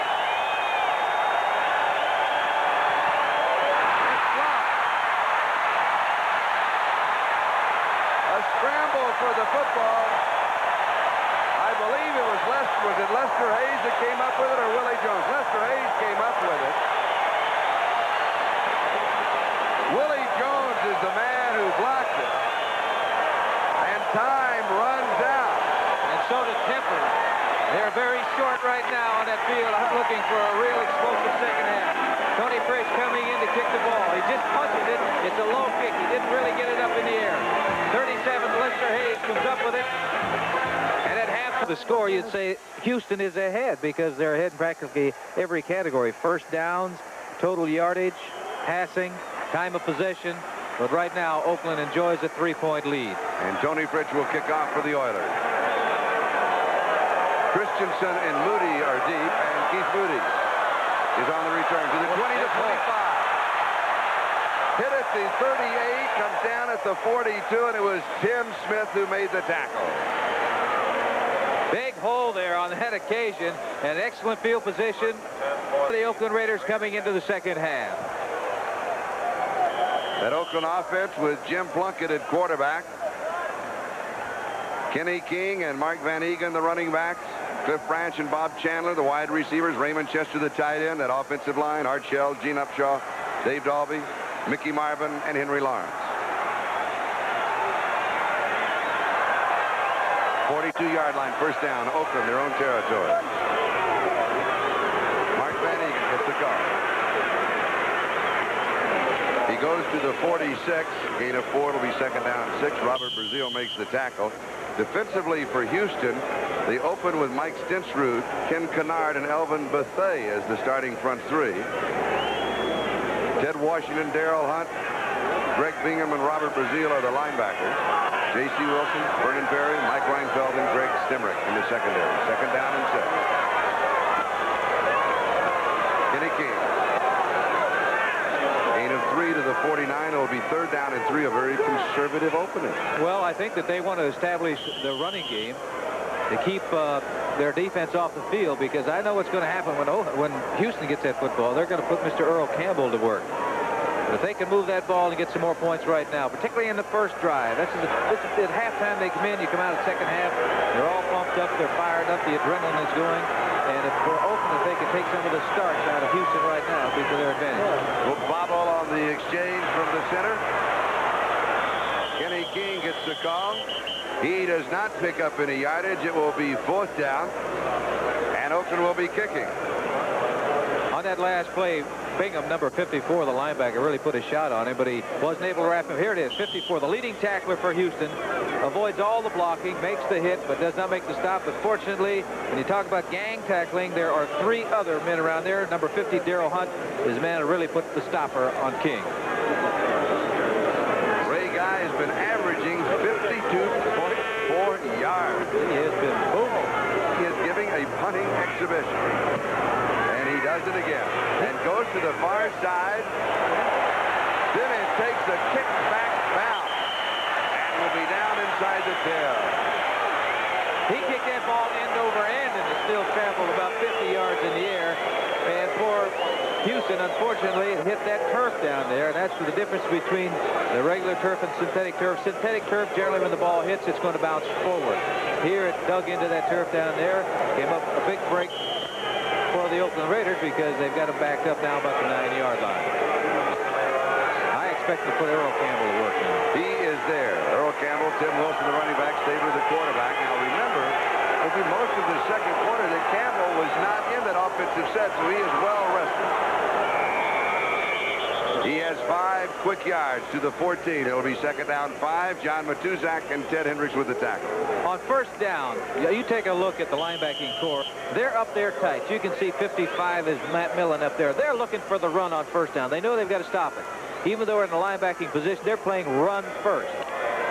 They're bunching up there, hoping to stop Earl Campbell on first down to put Stabler in a passing situation on second down. That was the 18th carry for Campbell. He has 67 yards. This is 19th carry. And he has 1 more yard, and that is it. He runs into a mountain at the 15. Bob Nelson was there. And they stuffed him on that play. You're taking a look at the left side of that offensive line. Conway Heyman, who is in there replacing Angelo Fields, number 77, the big man. We do not expect to see Angelo Fields back in the ball game this afternoon. Angelo Fields out with a sprained knee in the first half. He will not return. Wilson and Campbell come out. Carpenter and Johnson come into the offense. Third down and 4. This is a passing offense. Lots of pressure. Knocked away. Barber, the intended receiver. Otis McKinney, the 5th man in the secondary, went up over the top and knocked it down. And that time Barber should have really raced back toward the football because he gave McKinney an opportunity to knock it away. The ball was up a little high, and the reason for that is because there was a lot of pressure being put on Kenny Stabler, and he's falling back. He had to get rid of the ball. As you can see, Willie Jones, number 90, coming in there, putting the hit on. But right there, up over top, getting a hand on the ball, knocking away from Mike Barber. So Cliff Parsley will be kicking. Keith Mooney at the Oakland 40-yard line. Raiders will have good field position. Takes it at the 46 to the 50. A flag went down at the 48-yard line. The punt covered 39 yards. The return 7. But this will go against the Oakland Raiders. So their field position will be wiped out by the penalty flag. Number 35 is Dwayne Osteen, is pleading his case out there. And Hollywood Henderson is out there also. It might have been on him. One thing you can't do. You're going to get an excellent field position. Even if you don't return it any yards, you're going to be. One thing you do not want to do is have a penalty for clipping. If there's any doubt, don't throw the block. Now look where the ball is now. It's back there on what 33 yards. Personal foul, clipping on the run back, number 35. You're right on First Dwayne down. Osteen, number 35. We've got a timeout, and we have 11:29 left to go. We're in the third quarter, the wild card game, and Oakland with the football. They lead for station identification. This is the NBC television network. This is KCRA-TV, Channel 3, Sacramento. This is Jones, Lynn Dawson. We have 11:29 left to go. We are in the third quarter of the wild card game, and Oakland leads 10-7. Plunkett has completed 5 of 14 for 70 yards. One touchdown, he's had an interception. He goes to the air. Slides as he sets up, drills this one, almost intercepted. Greg Bingham in a great defensive play. He was going to Cliff Branch. Had a hand on it, just couldn't pull it in. Tripled off of it. I'll tell you, Plunkett did not see Bingham on that play. He saw Branch wide open, number 21. Cliff Branch is going down. He's going to turn back to the inside on a turn pattern or a curl pattern, back to the inside, looking for the open area. And he thought he had it. He was getting ready to catch it. It was low. And Bingham came in and made an excellent play right there. Almost came up with the interception. You would think, you know, here's the linebackers, their hands are all battered up because of the tackling. The second sack for the Houston Oilers, and a flag is down. Elvin Buffet shot in there, didn't he? Did he get a running start? I don't know. But they had 2 sacks during the regular season. It is against the Oakland Raiders. Well, they're holding. They didn't do a very good job of holding because they were on Plunkett. He didn't have a chance whatsoever to get rid of that football. It'll be refused. Holding, offense, number 78, refused. Third down. Holding on Art Shell. Back at the 24. Here it is. Plunkett going back. He's looking. He knows that he has protection to the other side over there, so he's not looking over there. And it's just a great move on Elvin Buffet beating Shell. Third down and 19. Additional back in for Houston. Hardwick is in the ball game. It's in the air. Incomplete. Chester, the intended receiver. That was Wilson that had the last shot. J.C. Wilson, the cornerback, had the last shot at that ball. Boy, the ball was in the air for a long time, too. Ooh, it was up, way up in the air, too. He really fired this ball because you're going to take a look. That he steps and really unloads that ball. It bounces way up in the air. I don't know whether it was Bingham's head or who, but no one knew where the ball was. Ray Guy will now kick. Carl Roach is set for the return. Not that good a kick for Guy. But he gets the roll. 26-yard line. Slipping 2 tackles. Flag goes down. There may be a face mask on. Well, I know his head jerked back in a hurry. Derek Ramsey was there. The punt covered 50 yards, and the way Guy has been kicking, it's not that good a kick. The return 7. Horst Bradshaw, number 81. Remember, he left the ball game in the first half because of a shoulder problem or an elbow problem, but that's right here, the grab around the face mask. It is either 5 yards or 15. Normally it's 5, it's 15 if you grab it, jerk it, and turn the head. And it's a judgment call. Ray Guy now has punted 7 times in the game, averaging 50.6. Here's the call on the play. On the run back, a face mask by the kicking team on the tackle, first down. So Houston goes to work on their own 37-yard line, but before they do, we'll take a timeout. 10 minutes and 57 seconds left to go. Quarter number 3. We'll be back in a... They've defensed Campbell very well. Now, what is Houston going to do? They're going to have to establish Earl Campbell. They're going to have to do that, whether they do it by running him or perhaps the snake coming up on first down and putting the ball in the air to loosen up those linebackers, because the linebackers are really uptight to that line of scrimmage, looking for the run all the way.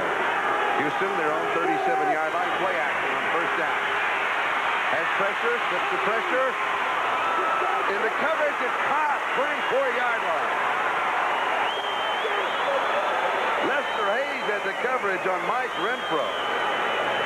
39 yards. That is Renfro's second reception of the ball game. Remember the first one? Sideline pass into the first half. He was not looking for Renfro. He was looking the other way. Plenty of time. Good pass protection by that line. He avoids a move right here. A lot of other quarterbacks were taken off and run because there was nobody in front of him. But he drilled that ball, and Renfro came up with a big catch, something that they have needed. Now they're in excellent field position, and they can put Earl Campbell to work. There it is. Renfro, 82, wide receiver. It's good coverage by Lester Hayes. He threw the ball away from Lester Hayes. Earl Campbell batters his way to the 18-yard line. He has 6 yards when anybody else would have had 3. Battered is right, because that is sheer strength of Earl Campbell banging up in the middle of that line. Matuzak and Martin stopped him. Conway Heyman blocking on Browning, number 83. He gets his body in front of Browning, away from the ball carry, and that's a good block. He didn't have much leg drive, though, and it's probably because of the back injuries that he's had. 2nd and 4. Campbell, first down. Earl going to the 13-yard line. He picks up 5 yards and the first down. And they're going to that left side. They've got Conway Heyman, number 70, over there that's playing in place of Fields, who is out, will not see any action because of a knee injury in the first half. Number 34, Earl Campbell, straight ahead. Straight ahead blocking, just looking for a standoff block up there, and he had a good block by Bob Young, 63, the offensive guard. Earl Campbell doesn't need a whole lot of room. You give him a little bit, he's going to make some good yardage. Millen and Nelson on the tackle. It's a first down at the 13-yard line of Oakland. Campbell will get a yard to the 12. It'll be 2nd down 9. Reggie Kinlaw and Dave Browning stop him after 1. Here we're taking a look at Conway Heyman once again. They're looking, it's a draw play. He's hoping to entice that defensive end Browning to go to the outside, but he made a good play. He was not going to go that way, and he tried to leg whip at the last moment, but it wasn't to no avail. They made the tackle, only picked up a couple of yards. Earl Campbell very slow getting up, but Earl is always very slow getting up. Yeah, Bump says he's slow going down, too.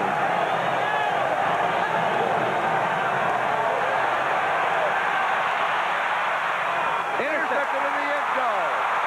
And now to the 1-yard line. The man in the secondary for the Oakland Raiders is Lester Hayes. Listen to the crowd.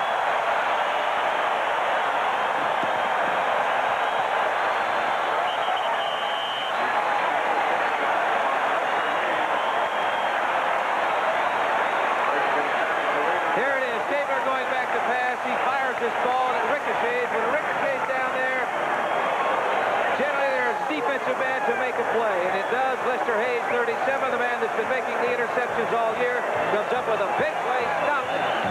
A scoring drive by Houston. We'll be back in a moment. When you're searching around for investment ideas, it's easy to lose your bearings. What appears to be a profitable trend can be here today and gone tomorrow. But even when there seems to be no place to turn, Merrill Lynch has an uncanny ability for matching your goals with fertile investment advice that makes us what we are. Merrill Lynch, a breed apart. Ring in the holidays. Ring out the year. Sparkling with Andre. Love and good cheer. Take Andre home for the holidays. Andre for the holidays. What's a celebration without Andre Champagne to lend sparkle and elegance to your good times? Greet the season and your friends with the best. Andre. For the holidays and all year long. The leading interceptor in the National Football League this year. Is he ever happy? Lester Hayes. All right. Oakland now at their own 1-yard line. They go with 2 tight ends. Mark Van Egan. 5-yard line. It'll be 2nd down and 6. If you look at Lester Hayes, you were talking about during the commercial, he has more stickum on his hand and his elbow pads I don't think you can pry a football away from him.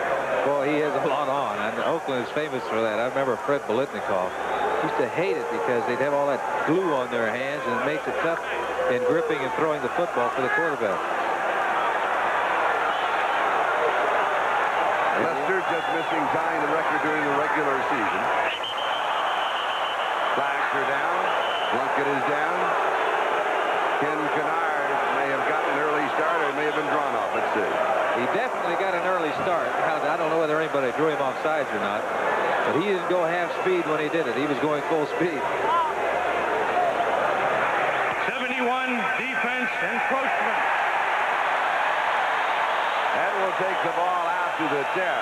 And that is a big, big play. He's 2nd and 1 rather than 2nd and 6. You betcha. That makes a big difference. Now they've got 2 downs to pick up that first down. 2nd down. Just under 7.5 minutes left to go in quarter number 3. Oakland with the football, and they lead 10-7.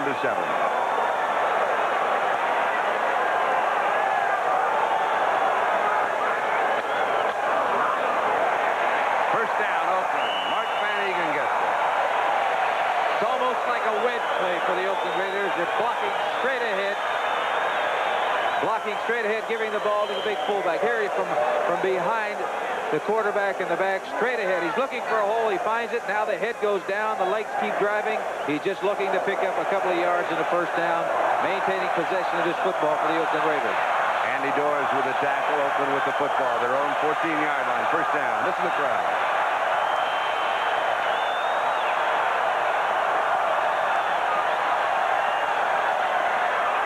Kenny King. King to the 19. He has 5. It'll be 2nd down and 5. Elvin Bethea stopped him there. The quickness of Kenny King made that 5 yards because he was out there in a hurry. Also, Big Art Shell, the offensive left tackle, number 78, was out providing a block. We have somebody down. And it is Ken Kennard, the middle guard, number 71. This has been a tough, physical football game. 6 minutes and 34 seconds left in the third. We've got an injury timeout. Oakland has the football, and they have the lead, and we'll be back in just a moment to wild card action. Hey, Tommy, you just get in? Yeah. And you switched to natural light? No, it's always been my favorite. Natural light. This is Angelo Fields, the rookie, at 6'6", around 350 pounds, starting left tackle. Injured in the first half with a sprained knee. 2nd and 5, Oakland, their own 19-yard line. Van Egan. On his determination alone, he got 3 yards to the 22, so it'll be 3rd down and a pair. Robert Brazil was trying to bring him down. There's nothing mysterious about what Oakland is trying to do, Charlie. It's just straight ahead. Almost missing the handoff here, Plunkett to Van Egan. But it's just straight ahead power. That's all it is. Oakland's been doing this for years to their offensive left side behind Big Art Shell and Gene Upshaw. They're looking to maintain possession of this football. Van Egan has 31 yards rushing. Kenny King has 23 yards rushing. That's a total of 54 for Oakland. Earl Campbell has 82 of Houston's 90 yards rushing. Oh, he's quick. Kenny King.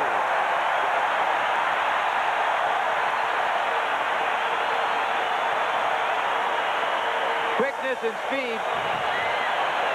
No substitute for it. First down. The talk before the ball game, of course, was the fact that Stabler, Casper, and Tatum played with the Oakland Raiders. Well, Kenny King started with the Houston Oilers. As a rookie last year, their number 3 draft choice, he was a fullback. That meant that he played behind Earl Campbell. He had a total of 9 yards rushing. Oakland traded for him. They made him a halfback. Play action. Plunkett misses Chester. Chester had good coverage by Hunt on him, but I think he was initially looking to try to go deep to Cliff Branch, who was running a deep pattern. But he was well covered in the secondary.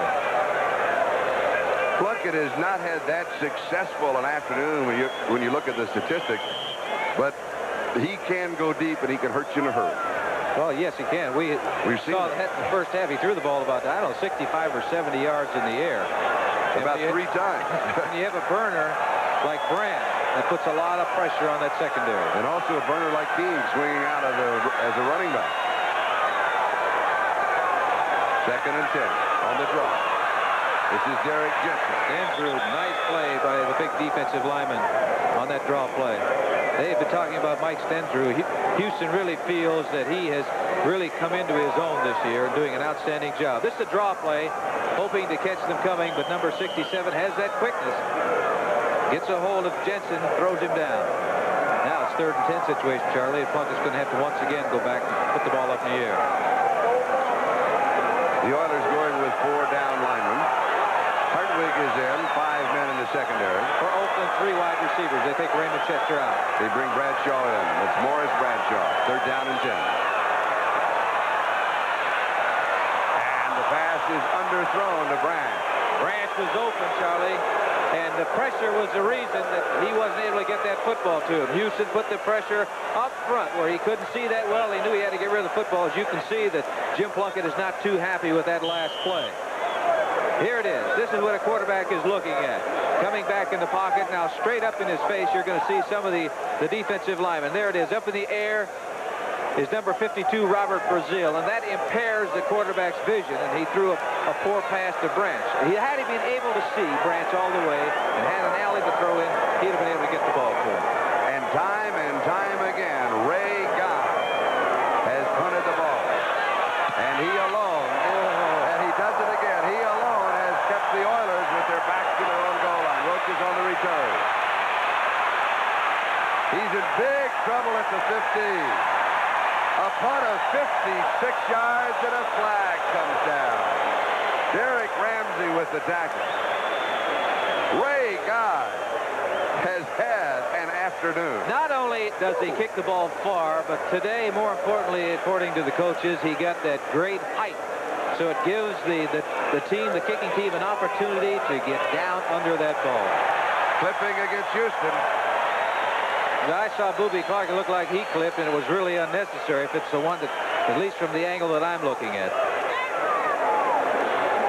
When you start going sideways when you're returning that ball, that's giving that team that's kicking it an opportunity to get down under it. Personal foul, clipping on the run back, number 50.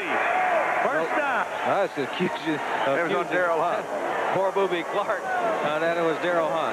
Regardless, they're backed up against the goal line. Ray Guy's average 51.3 in 8 punts. Angelo Fields on the crutches on the sideline. Houston with the ball, their own 9-yard line. Yeah. And the Bradshaw, you saw that is Terry's younger brother. Stabler has completed 60% of his passes, 9 of 15. As time in the coverage, an excellent reception by Mike Barber. And Barber goes to the 43-yard line. He had to sort out the defenders, circle behind them, and the play covered 34 yards. That's the confidence that Stabler has in the passing game, because the linebacker was all over Barber, but the linebacker had his back. Look at the time he has to throw. The linebacker has his back to the receiver, and it's underthrown. And he comes back and makes the reception. Bob Nelson was the linebacker, and he was right there with Barber all the way. And we have somebody down on the field once again. Burgess Owens, the free safety of the Oakland Raiders. Look at this. Linebackers there. As a matter of fact, Nelson overran the ball. Barber coming up because he was looking back at Stabler. He could see it all the way. The linebacker had his back to the line of scrimmage. In that case, the receiver definitely has the advantage. Mike Barber was a bit upset when about the 4th game in the season that Houston traded for Dave Casper. He went right to Bum Phillips. He said, "Are you trying to tell me something?" And Mike Barber ended up having the best year of his career. Charlie, you said he was a bit upset. I think he pounded the door down. He didn't wait for ball at their own 42-yard line, first down. 3:17 and counting. Time remaining, 3rd quarter. Here's Earl Campbell. 3 yards to the 45, 2nd and 7. Playing the run all the way. They had about 8 men up on that line of scrimmage that time looking to stop Earl Campbell. And for Stabler in the situation where it's 2nd long, he'll have to throw the football. But even at that, he picks up, what, 3 yards on the play. Reggie Kinlaw and Mike Davis make the tackle. Carl Roaches is now in as a wide receiver. Wilson has come out. Campbell is the remaining back. So Renfro, Roaches, Casper Esper and Barber are the receivers. 2nd and 7. Lester, he's in trouble. He was sacked. That is the 4th sack for the Oakland Raiders, and it was Mike Davis who got it. And you take a look, they've had 4 sacks. 3 of the sacks have been by defensive backs. 2 by Lester Hayes, 1 now by Davis, the other one by Elvin Bethea. No. Let me just make it. The other one by Dave Brown. That's right. Yeah. Just want to make that correction. That is as many times as this man has been sacked in one ball game this year. Boy, that's a big play. Takes it back to the 33, loss of 12. Elvin Bethea sacked his own man. Hey, that's a trick. I wanted to get that one. I knew you'd like that. 3rd and 19. Pulled down by Mike Barber. 44-yard line. Gain of 11. So it will be 4th down. And still around 8 to go as Otis McKinney makes the tackle. This is the crowd reacting to the defense of the Oakland Raiders.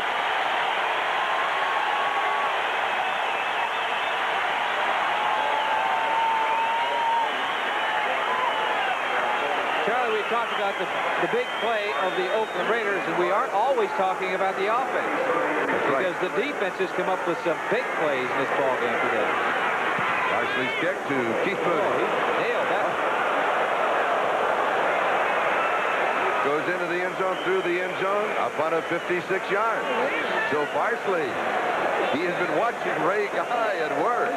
An excellent punt by Cliff Parsley. So Oakland will have the ball on their own 20-yard line, 1st down, with 1:23 left to go in the 3rd quarter, and we have had no scoring in the 2nd half. Houston has had an opportunity. Stabler intercepted by Lester Hayes in the end zone. It looked like that Houston definitely was get an opportunity to get some points. It would be a chip shot for Tony First if they had an opportunity to kick the field goal if they didn't get the touchdown. You look at the statistics and you look at what is happening, you figure that Houston is winning, and yet Oakland is out in front. I mean, it has a strange feel to this ball game. That's why they call it the wild card, because that's what it has been. Gain of a yard by Arthur Whittington. I get the feeling that something is going to happen. Yeah. Something's going to explode out there, and we're going to have a big play by one of the 2 teams. Yes, at any moment. And it may be looking too far ahead. We still have a minute to go here in all of the 4th quarter. But overtime is not beyond a possibility. 2nd and 9. 2nd back through. Whittington to the 23. It'll be 3rd down and 7. Elvin Bethea makes the tackle. And now Plunkett will throw deep. That's right. He's trying to establish a running game, get something going. Wasn't able to do that. Now he's going to be in a situation where he's going to have to throw the ball or draw or screen, which is the passing situation. Houston knows that. They're making changes, bringing in some additional people, including Jack Tatum, the leading interceptor for the Houston Oilers. He's in the ball game. Right. He had 7 during the regular season. That is the high in his career. Kenny King is back into that offensive backfield, 3rd down and 7. He's an excellent receiver. Chandler shows motion, both backs in the block, and one swings out in the left flat. Going deep to Branch. He has it, 45-yard line of Houston. Cliff Branch.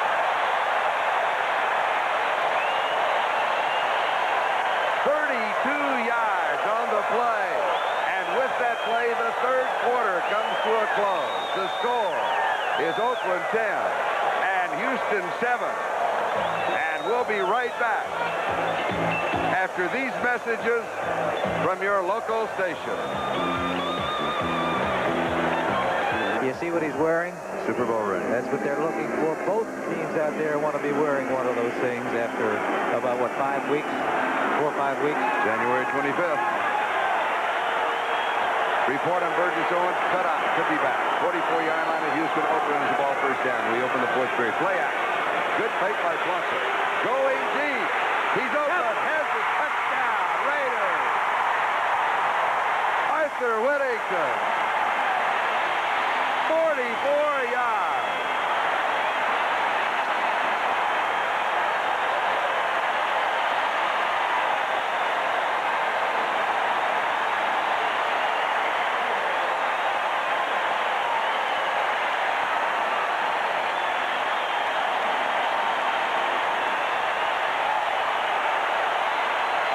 Play pass to Whittington. Credit that offensive line of protection. Van Egan stays back. An excellent throw by Plunkett.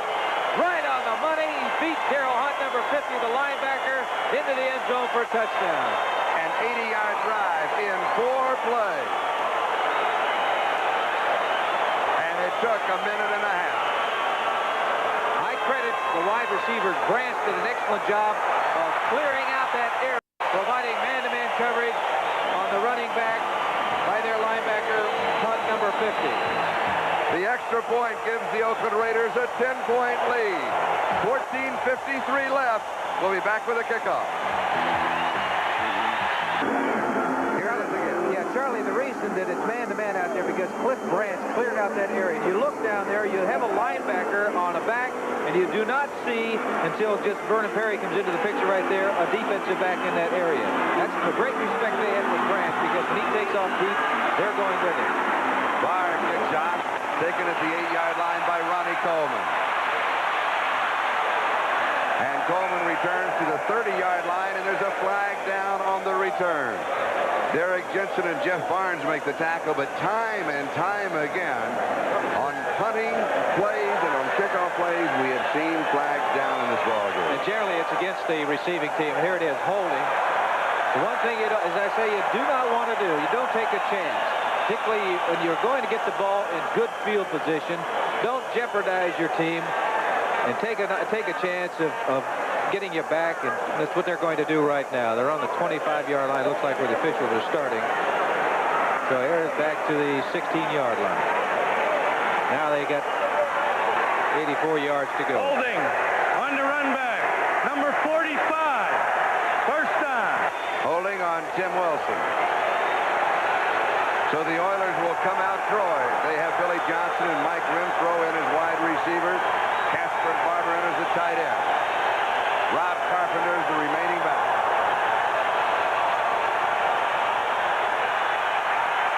Pressure. And it is Mike Davis, the strong safety.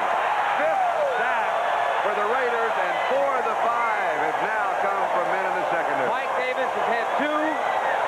Lester Hayes has had 2 quarterback sacks, and I'm sure Houston did not expect that. If they did, they didn't have anybody back there to pick up Davis, because you're going to see him coming in right now. Normally, it's a linebacker that comes on a blitz, and the halfback looks for him. If he comes, he stays in, or the blocking back. They don't necessarily look for a cornerback to come. No, you don't, because your responsibility a lot of times, if you're a running back in a passing situation, is a linebacker, you locate that linebacker first. If he comes, you block him. If he doesn't, then you go out in the pass pattern. Carpenter has a yard, and that is all. Ted Hendricks has him, and Rod Martin joins him. Now just think back to the last 2 plays. On the kickoff, a penalty. Takes them back to the 16-yard line. Going back to pass, they had the blitz on. The safety man comes and nails the quarterback. Now they're down back to what? About the 7.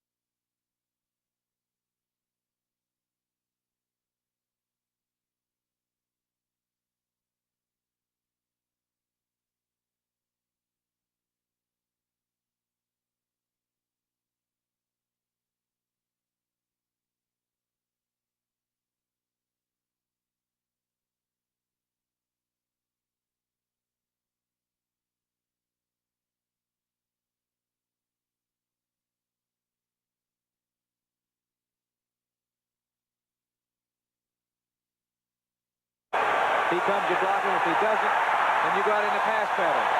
Carpenter has a yard, and that is all. Ted Hendricks has him, and Rod Martin joins him. Now just think back the last 2 plays. On the kickoff, a penalty.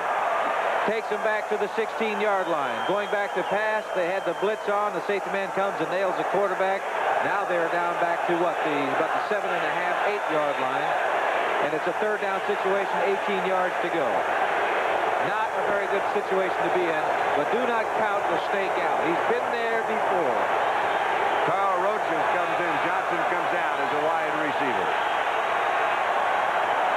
The blitz again, a double blitz. They almost get him for a safety.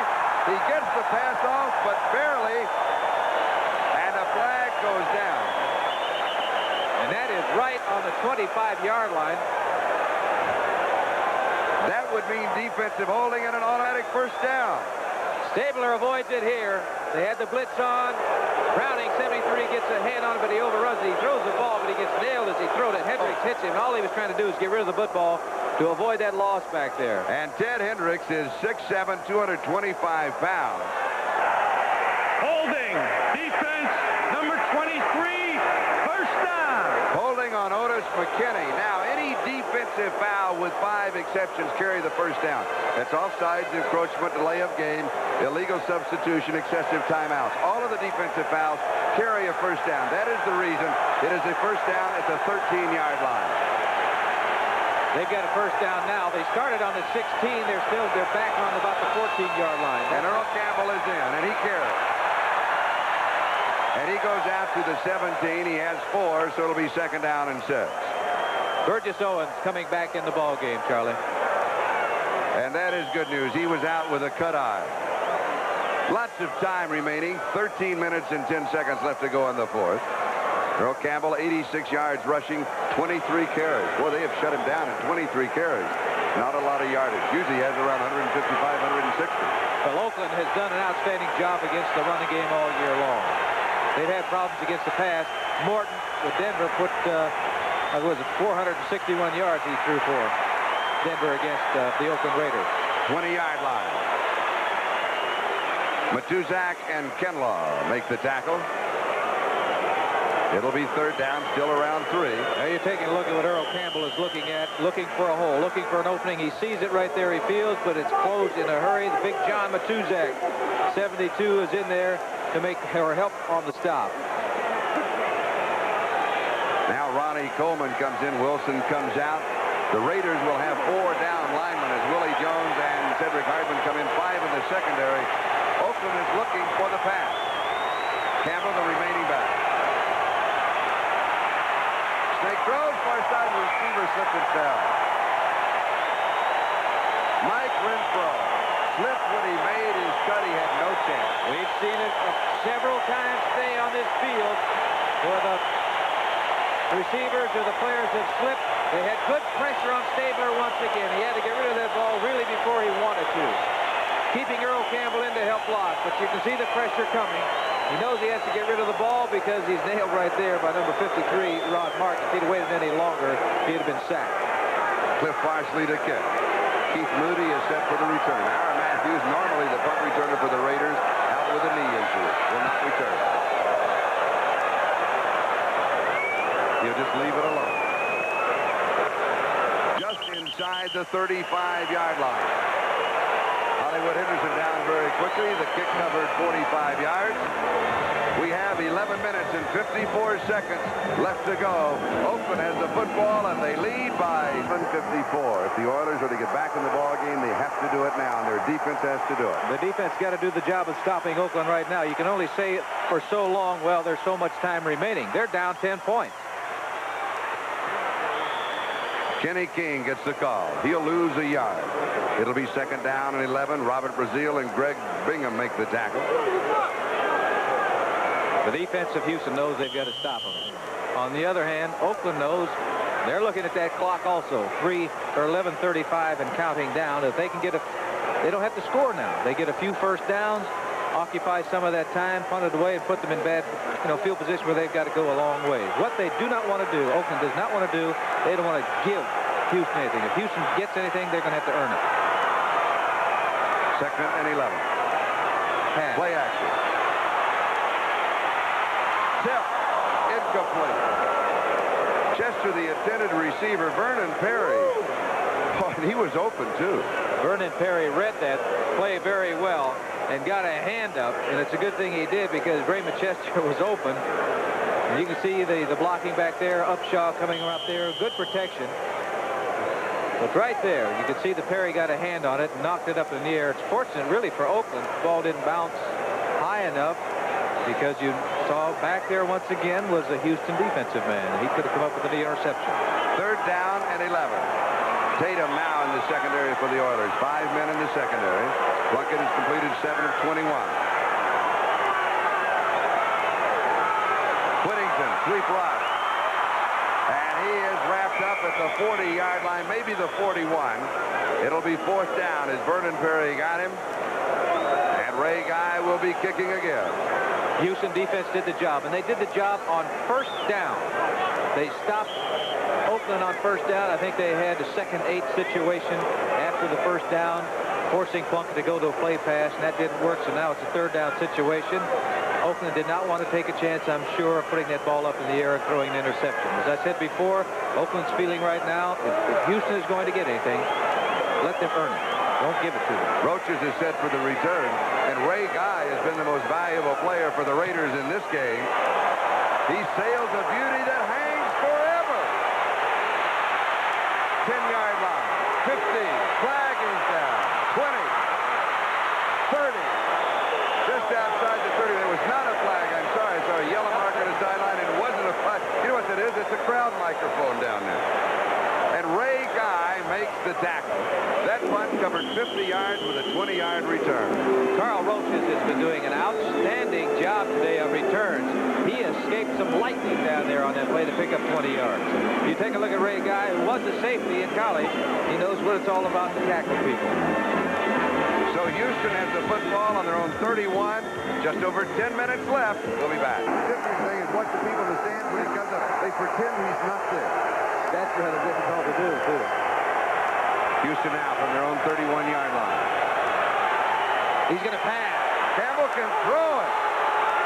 But where? Out of bounds. He has completed 1 of 2 during the regular season, and that was for a touchdown, but this one was to Renfro. I will say one thing, that when Earl winds up to throw, he does take a long time to throw. Osteen had the cover. Here it is. He shows pass real soon and just wound.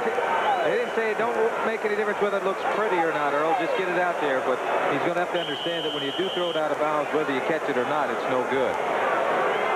That pass that we talked about that he completed during the regular season was to Billy White. Hughes Johnson covered 57 yards for a score. 2nd and 10.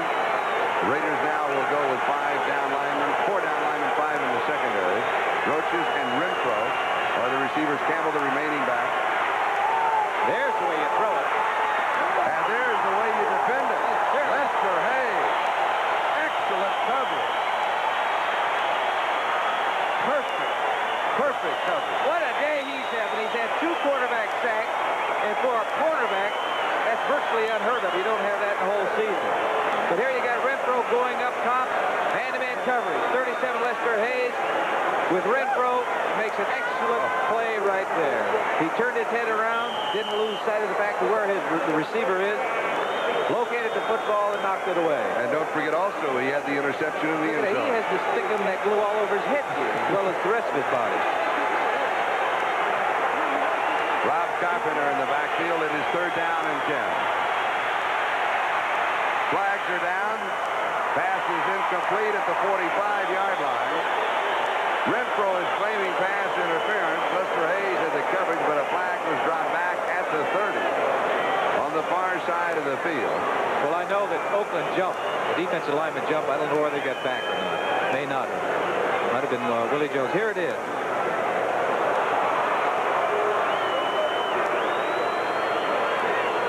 That is very close to pass interference.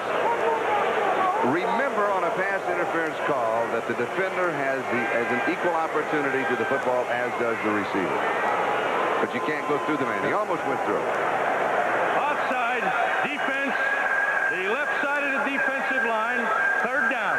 And that was Willie Jones who was the left side of the defensive line. We picked him up. 3rd down and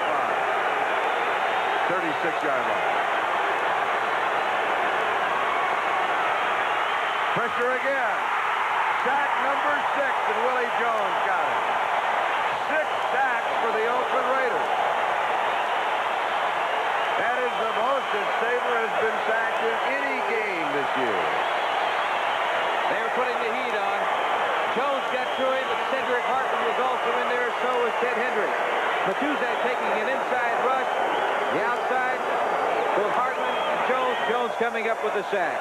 But there were 3 Oakland Raiders right around Kenny Stabler that time. That's pressure. There's no way out for Stabler. He couldn't go forward, sideways, or any place. Partially the kick now to Keith Mooney. Not that good a kick. But it does take a good roll. For the Houston Oilers, goes to the 25-yard line.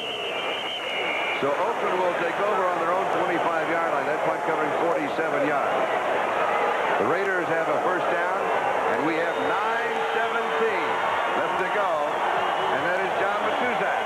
It's taking us to commercial. We'll be back in a moment. Okay, John. Been shut down in the second half. Well, they surely have 81 yards in total offense in the second half. And what is more important, they have not scored any points. Oakland from their own 25. Play action on first down. Get it back over. Van Egan. 45-yard line, 46-yard line, upended by Mike Reinfeldt. Good call by Oakland. I thought that was an excellent call because they hadn't been getting anything on first down. They decided to go with a play action pass. Houston, on the other hand, knows that they have to stop him. Van Egen's hobbling off the field, but here's a play action pass. Van Egan is waiting there, just hanging around. Then he goes over the line of scrimmage, just dumps it off because the linebackers are flying back. The tackle is going to come up and be made by number 37, Mike Reinfeldt. He caught him right in the thigh. That looks like the problem for Van Egan right now. But that's a good call by Oakland. Van Egan is on the sideline. They're working on him. A gain of 21 on the play. Look at that speed. Kenny King around the corner. First down. 40. Touchdown and saved by number 37, Mike Reinfeldt. Out of bounds at the 27-yard line. A gain of 27 yards. Whittington going into the ballgame, as you can see right now, but watch the speed. He goes looking to the inside now. He puts it on right now, and he outruns. Wilson, number 33, goes to the sideline. Right now, it's 37. Mike Reinfeldt is there. If he hadn't been there, they'd put 4 points on the board. Taking a look at ground level, what it looks like down there where all the action is taking place. But the speed of King is getting a dimension to the Oakland Raiders that they haven't had for a long time, or if they've ever had. Report on Van Egan and Charlie Horse. He can come back. 27-yard line, first down. No gain by Arthur Whittington as he is dropped by Robert Brazil, Darrell Hunt, and Elvin Bethea. It'll be second down and 10. All right, Oakland is in good position right now. 8 minutes, 10 seconds in the ball game. Counting down. They're in field goal range, I would think, for Barr. Second down situation. They're eating up that clock. I look for them to keep the ball on the ground. Second and 10, 27-yard line of the Oilers. Like I said, the thing to do is show it up top. He's open in the end zone. Incomplete. A flag is down. Flag drops the 11-yard line. Chandler, the intended receiver, and he was open. And a marker was dropped the 11. It'll be pass interference, a gift.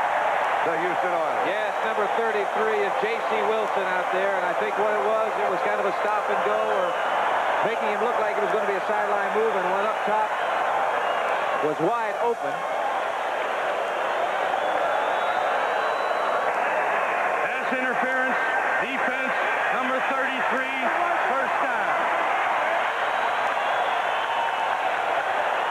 Here it is, Bob Chandler coming down. He's going to the outside, and he just lets him run. He was expecting him, if the coverage was man-to-man, he was expecting him to run a sideline pattern or a shorter pattern, and he ran right by him. And the thing to do is to try to grab him to save a touchdown. And that's what he did, and he made contact, and the flag dropped. 11-yard line, first down. Chandler in motion. Whittington. And Whittington is buried at the 10. It'll go for a gain of 1. It'll be second down and 9. Check of the clock shows 7:37 and counting. Time remaining. This drive could well wrap it up for the Oakland Raiders. Listen, this is the big drive right now, you know, because it's right now. They're up by 10 points. 3 points, very, very big, because that would force Houston to score 2 touchdowns to go ahead. But if they get a touchdown, it could be 16 or 17-point lead. It would be almost insurmountable with 7 minutes remaining in this football game. For Houston, they got to dig in right now. Plunkett to throw. In zone, incomplete. He had pressure. Everybody was covered. He was just throwing it away. Chandler was there. Perry had the cover. You ought to throw it a little higher then, because when you start throwing that ball in the middle, down there by the end zone, you're always going to have some defensive players around there, either a linebacker or defensive back. And if you're not really throwing it to your man for a score, you better just throw it way over everybody's head. Chris Barr, who is hit early in the ball game from 47 yards away. Van Egan back in the ball game. He's all right. That's good news for Oakland. 3rd down and 9.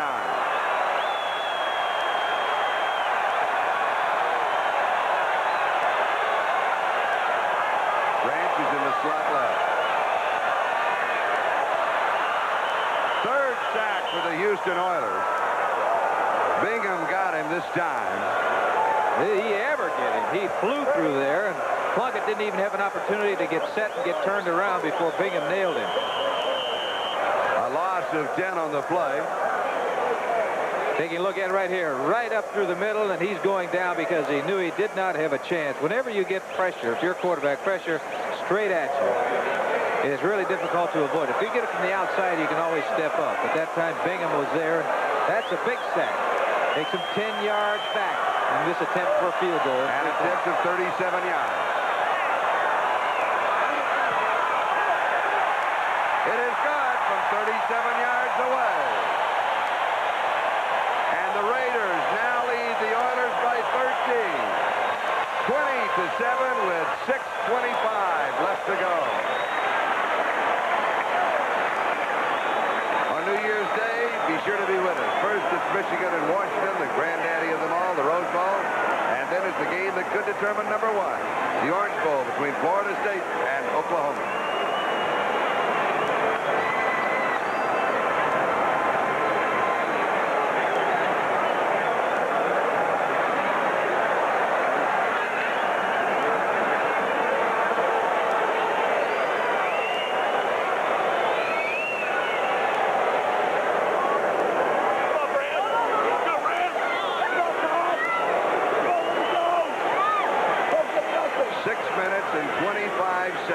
Left to go in the twilight of the Oakland Alameda County Coliseum.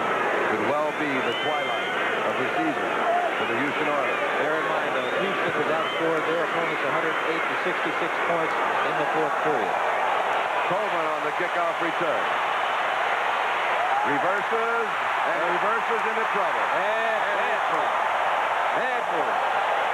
Rich Martini and Derek Ramsey team up as we pause briefly for station identification. This is the NBC Television Network.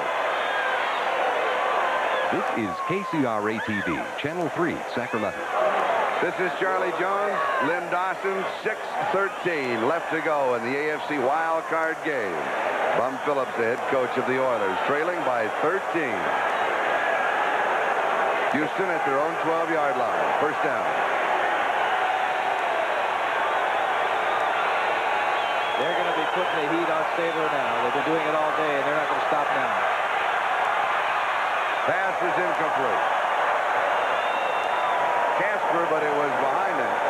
Be sure to stay following football with us for a special 2-hour chip that will be seen in its entirety. We're going to slide the network tonight. That means that when the football game is over, then you will be able to see chips from the beginning to the end. On the West Coast and most Mountain Time Zone stations, chips will be seen at its regular time.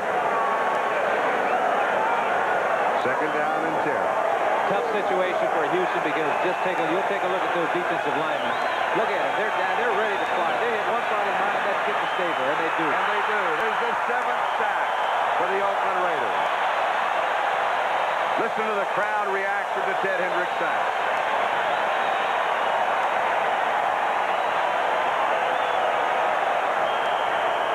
What a great year he's had, Charlie. 12th year. I say he's done so many things. He has made so many things happen. He creates fumbles. He blocks kicks. He blitzes, does an outstanding job with that. Pass coverage, just, as they say, he can do it all. 7 sacks, 65 yards in losses. They're going to go after him again, I bet you. Far side, incomplete. See what that pressure does? See what that pressure does? A lot of times they don't even get to you, but you get the pressure and you got to get rid of it before you want to. And I see a yellow flag there. Yes. Otis McKinney had the coverage, and you're right. The receivers simply do not have time to get into their pattern. Ball start, offense, left tackle. That is on Conway Heyman. It'll be refused. It'll be 4th down and 19. Now let's go back to that pressure that Lynn Dawson was talking about. He's keeping the backs in to help block as he's in the end zone, but still look at the players coming. Their arms are up. He knows he can't afford to 2-point loss down there.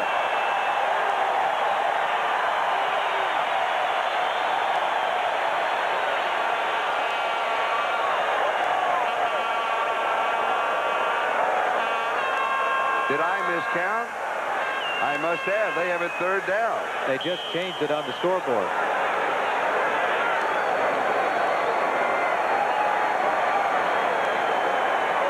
Charlie, I'd say this is it for Houston.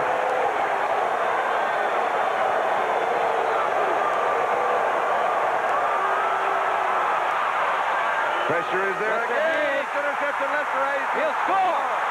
Lester Hayes. Touchdown. That's it. 20 yards on the interception return.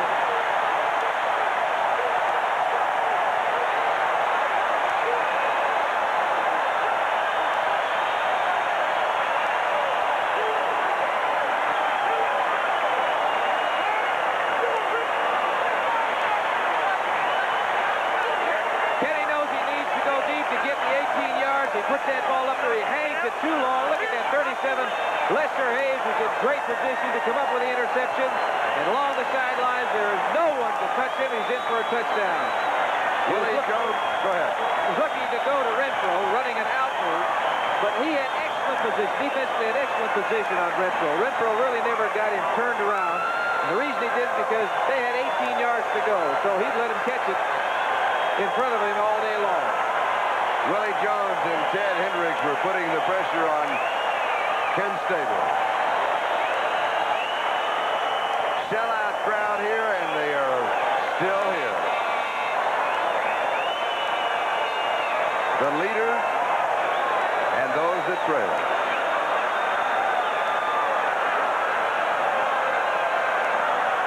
Extra point. It's good.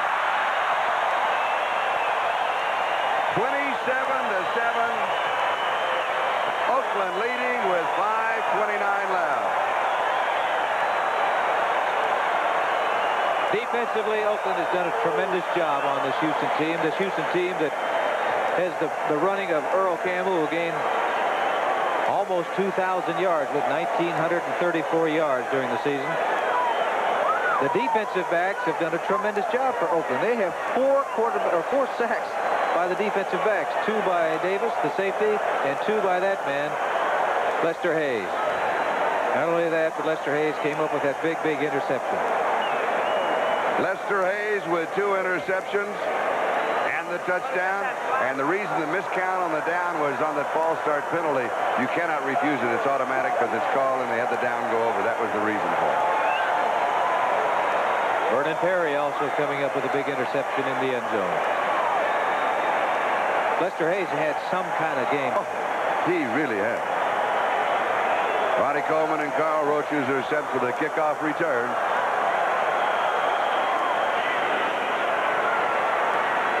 Chris Farr boots it away. Ronnie Coleman. 20, 25, 30, 32-yard line. Houston from their own 32, first down. Morris Bradshaw making the tackle for the Raiders. Oilers trailing by 20. 3 touchdowns in 5:19. Maybe an impossibility. It is not an impossibility, but, you know, in order to get the third one, you have to get the first one first. And they got to do it in a hurry. That's where they're at a disadvantage because of speed. That great tight end of the running game. but they don't have a Kenny Burrow that can get out there with the great speed to break it open. Pass is incomplete and a flag goes down. Monty Jackson has the coverage on Mike Barber. I think they're going to call it on Monty Jackson. The only one there. They have to call it on him. Pass interference, first down. Houston at their own 43-yard line. To break for Houston, not only get the first down, but they stopped the clock. It only took 5 seconds for that play. 5 minutes and 14 seconds left. Penalty covering 11 yards. Stabler to throw. Drops it off. Underneath the coverage to Rob Carpenter, who slipped at the 47-yard line. He has 4. It'll be second down 6. Ted Hendricks was there just to tap him down.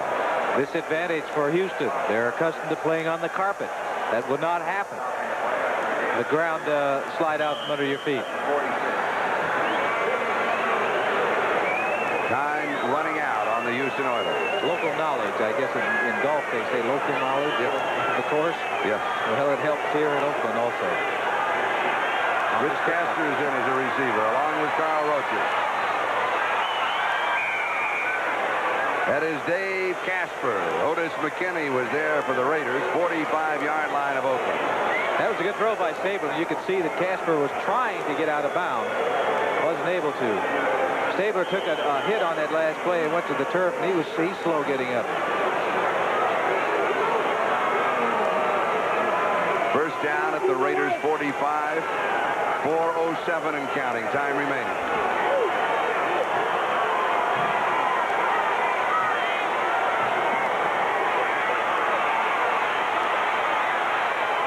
Pass is complete to Renfro. Fumbles it. It is picked up by the Oakland Raiders. It is, guess who? Lester Hayes. Hayes reverses. He wants to use up the clock. No, they're going to bring it back. They blew the whistle. They said the play was dead at the 24-yard line. The Oilers will retain possession of the football. Burgess Owens is the man who made the hit. This is a good throw by Stabler because he had to drill it in there between about 2 or 3 defensive players and over the head of Hendricks to Renfro, making the stop. And hey, that's very close, Charlie. He was up in the air. I think that's the first call the officials have missed in this ball game. He was. Take a look at that. He was up in the air. He lost possession in the air. You're right. He's got possession of it right now, so it hit a catch. He is hit right there. The headgear goes in and knocks that ball loose. And it's up in the air. He didn't hit the ground before the ball was lost. And a flag is down on this play. That last play covered 21 yards. Jennifer Kevin Smith is incomplete. So we'll sort out the flags. Clock is stopped now with 3:27 left to go. Offsides against the Raiders. Lynn Shapiro and Bill Breslin have been our spotters. Ted Reinholz assisting Joe Costanza, an NBC statistician. Thank you, gentlemen, for an outstanding job. 3:27 left. Here's the call. Offside, like we said. Okay, 19-yard line. It will be first down and 5. Stabler needs a touchdown right now. Pass is low, but caught by Mike Barber. Down the sideline, fighting his way. Barber fights his way to the 1-yard line. Does that tell you something about that man's character and how much he wants to play? He's not giving up by any means. A great effort not only to get out of bounds, but he got the ball all the way down inside the 5-yard line. It's a low throw. He makes an excellent catch. Look at this catch. Now he's got to get turned around. He slips a little bit also, maintains his balance, gets that hand down to maintain balance, and then goes as far as he possibly can, running right over Lester Hayes, knocking him out of the way. Burgess Owens bumped him out of bounds, so Mike Barber goes to the 1-yard line, where it's first and goal to go. 3:18 left. Barber is really a great competitor. You're right, they need to score. They need to get it in there right now. Earl Campbell. No, it was not Campbell. It was Tim Wilson. But it was Oakland. Willie Jones did a great job. I talked about down here near the goal line. The thing you have to do defensively is get penetration to disrupt things in the backfield. That time it was accomplished by Willie Jones. Oakland Raider player shaken up. Otis McKinney is the injured player. See it taking a look right now. You see number 90? He is about 2 yards deep and makes the hit. The turf back there, and look at the grass flying around. The turf is real soft down there. The footing is terrible. Therefore, you shouldn't go sideways. You should go straight ahead. Number 90 is Willie Jones. This is Otis McKinney, who is being assisted off the field. It was the first carry for Tim Wilson. Ball is at the 4-yard line. It's second down goal to go. Just over 3 minutes left to go in the ball game. It is Oakland 27 and Houston 7. What has to happen? They got to get a touchdown. They've got to get the ball back. And getting the ball back, they will undoubtedly try an onside kick.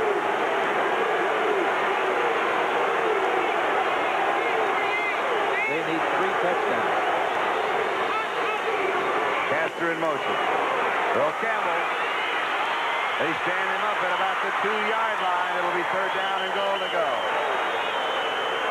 Lester Hayes was there, along with Rod Martin. Giving the ball to Earl Campbell is a good thing. Down here, you're taking a look at 87, Dave Casper, blocking on Martin, and it's an excellent job. He was taking him any way that he possibly could. Earl Campbell cut to the outside, and that's the way that Martin went, and he helped make the tackle. Matt Millen finally got there to help stop him. Third down, goal to go.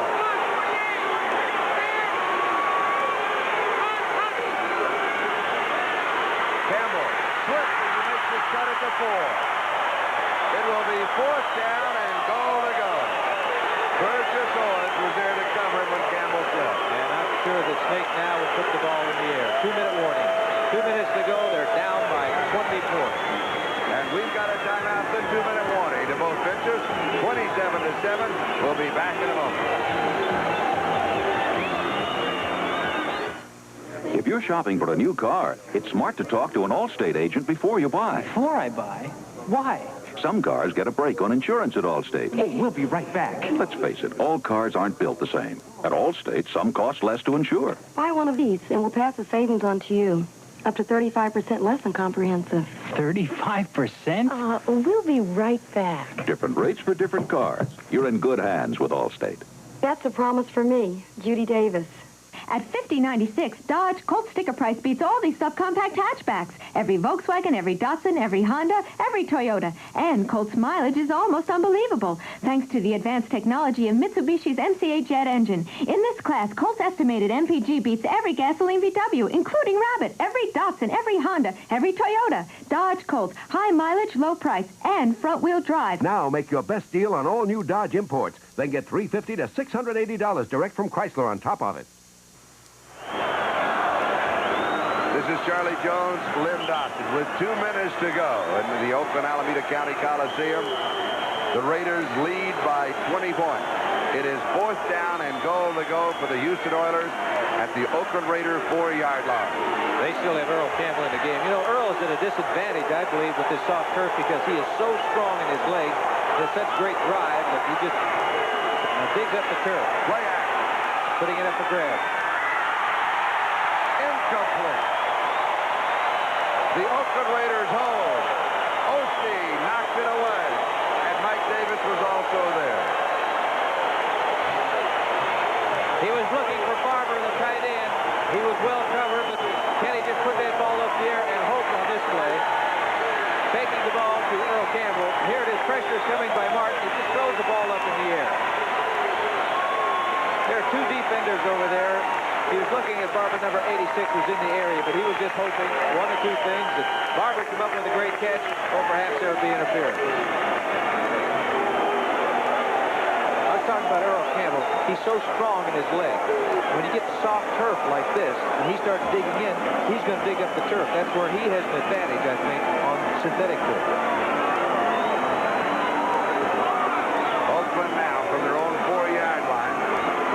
1 minute and 54 seconds away from winning the wild card game. Mark Van Egan, he'll pick up a yard. Houston will take a timeout to stop the clock. And this gives us time to remind you that the executive producer of NBC Sports is Don Omeyer, and our coordinating producer for football is Ted Nathanson. The telecast of today's game has been produced by George Finkel and directed by Ted Nathanson. Technical director is Wayne McDonald. Associate director Richard Klein. And associate producer Michael Hadley. And they've done an excellent job here with the telecast today. They certainly have. So right now, it will be on Saturday on NBC, Buffalo at San Diego. On Sunday, it will be Oakland at Cleveland. And Bum Phillips will be watching at home on television. Nice man. Yeah, he's a great man. An outstanding coach. And Tom Flores on the right, along with Steve Ortmeyer with the Oakland Raiders. Flores quietly has done a tremendous job, I think. He really was. Not many people remember he was your backup quarterback when you won the Super Bowl. He wears a Super Bowl ring, and you mentioned that Kansas City beat Oakland here for the championship the year that Kansas City won it, and Flores was on that team. So he knows that a wild card team or a team that didn't win the division can go all the way. It's a first down for the Oakland Raiders. I asked him before the game, I said, well, are you going to give a pep talk to your players? See that Mike Barber there expresses what they feel, but Flores says, yes, I'm going in and plead with them. Tell them I have a big mortgage and I need to pay for it. 1:13 and counting, time remaining.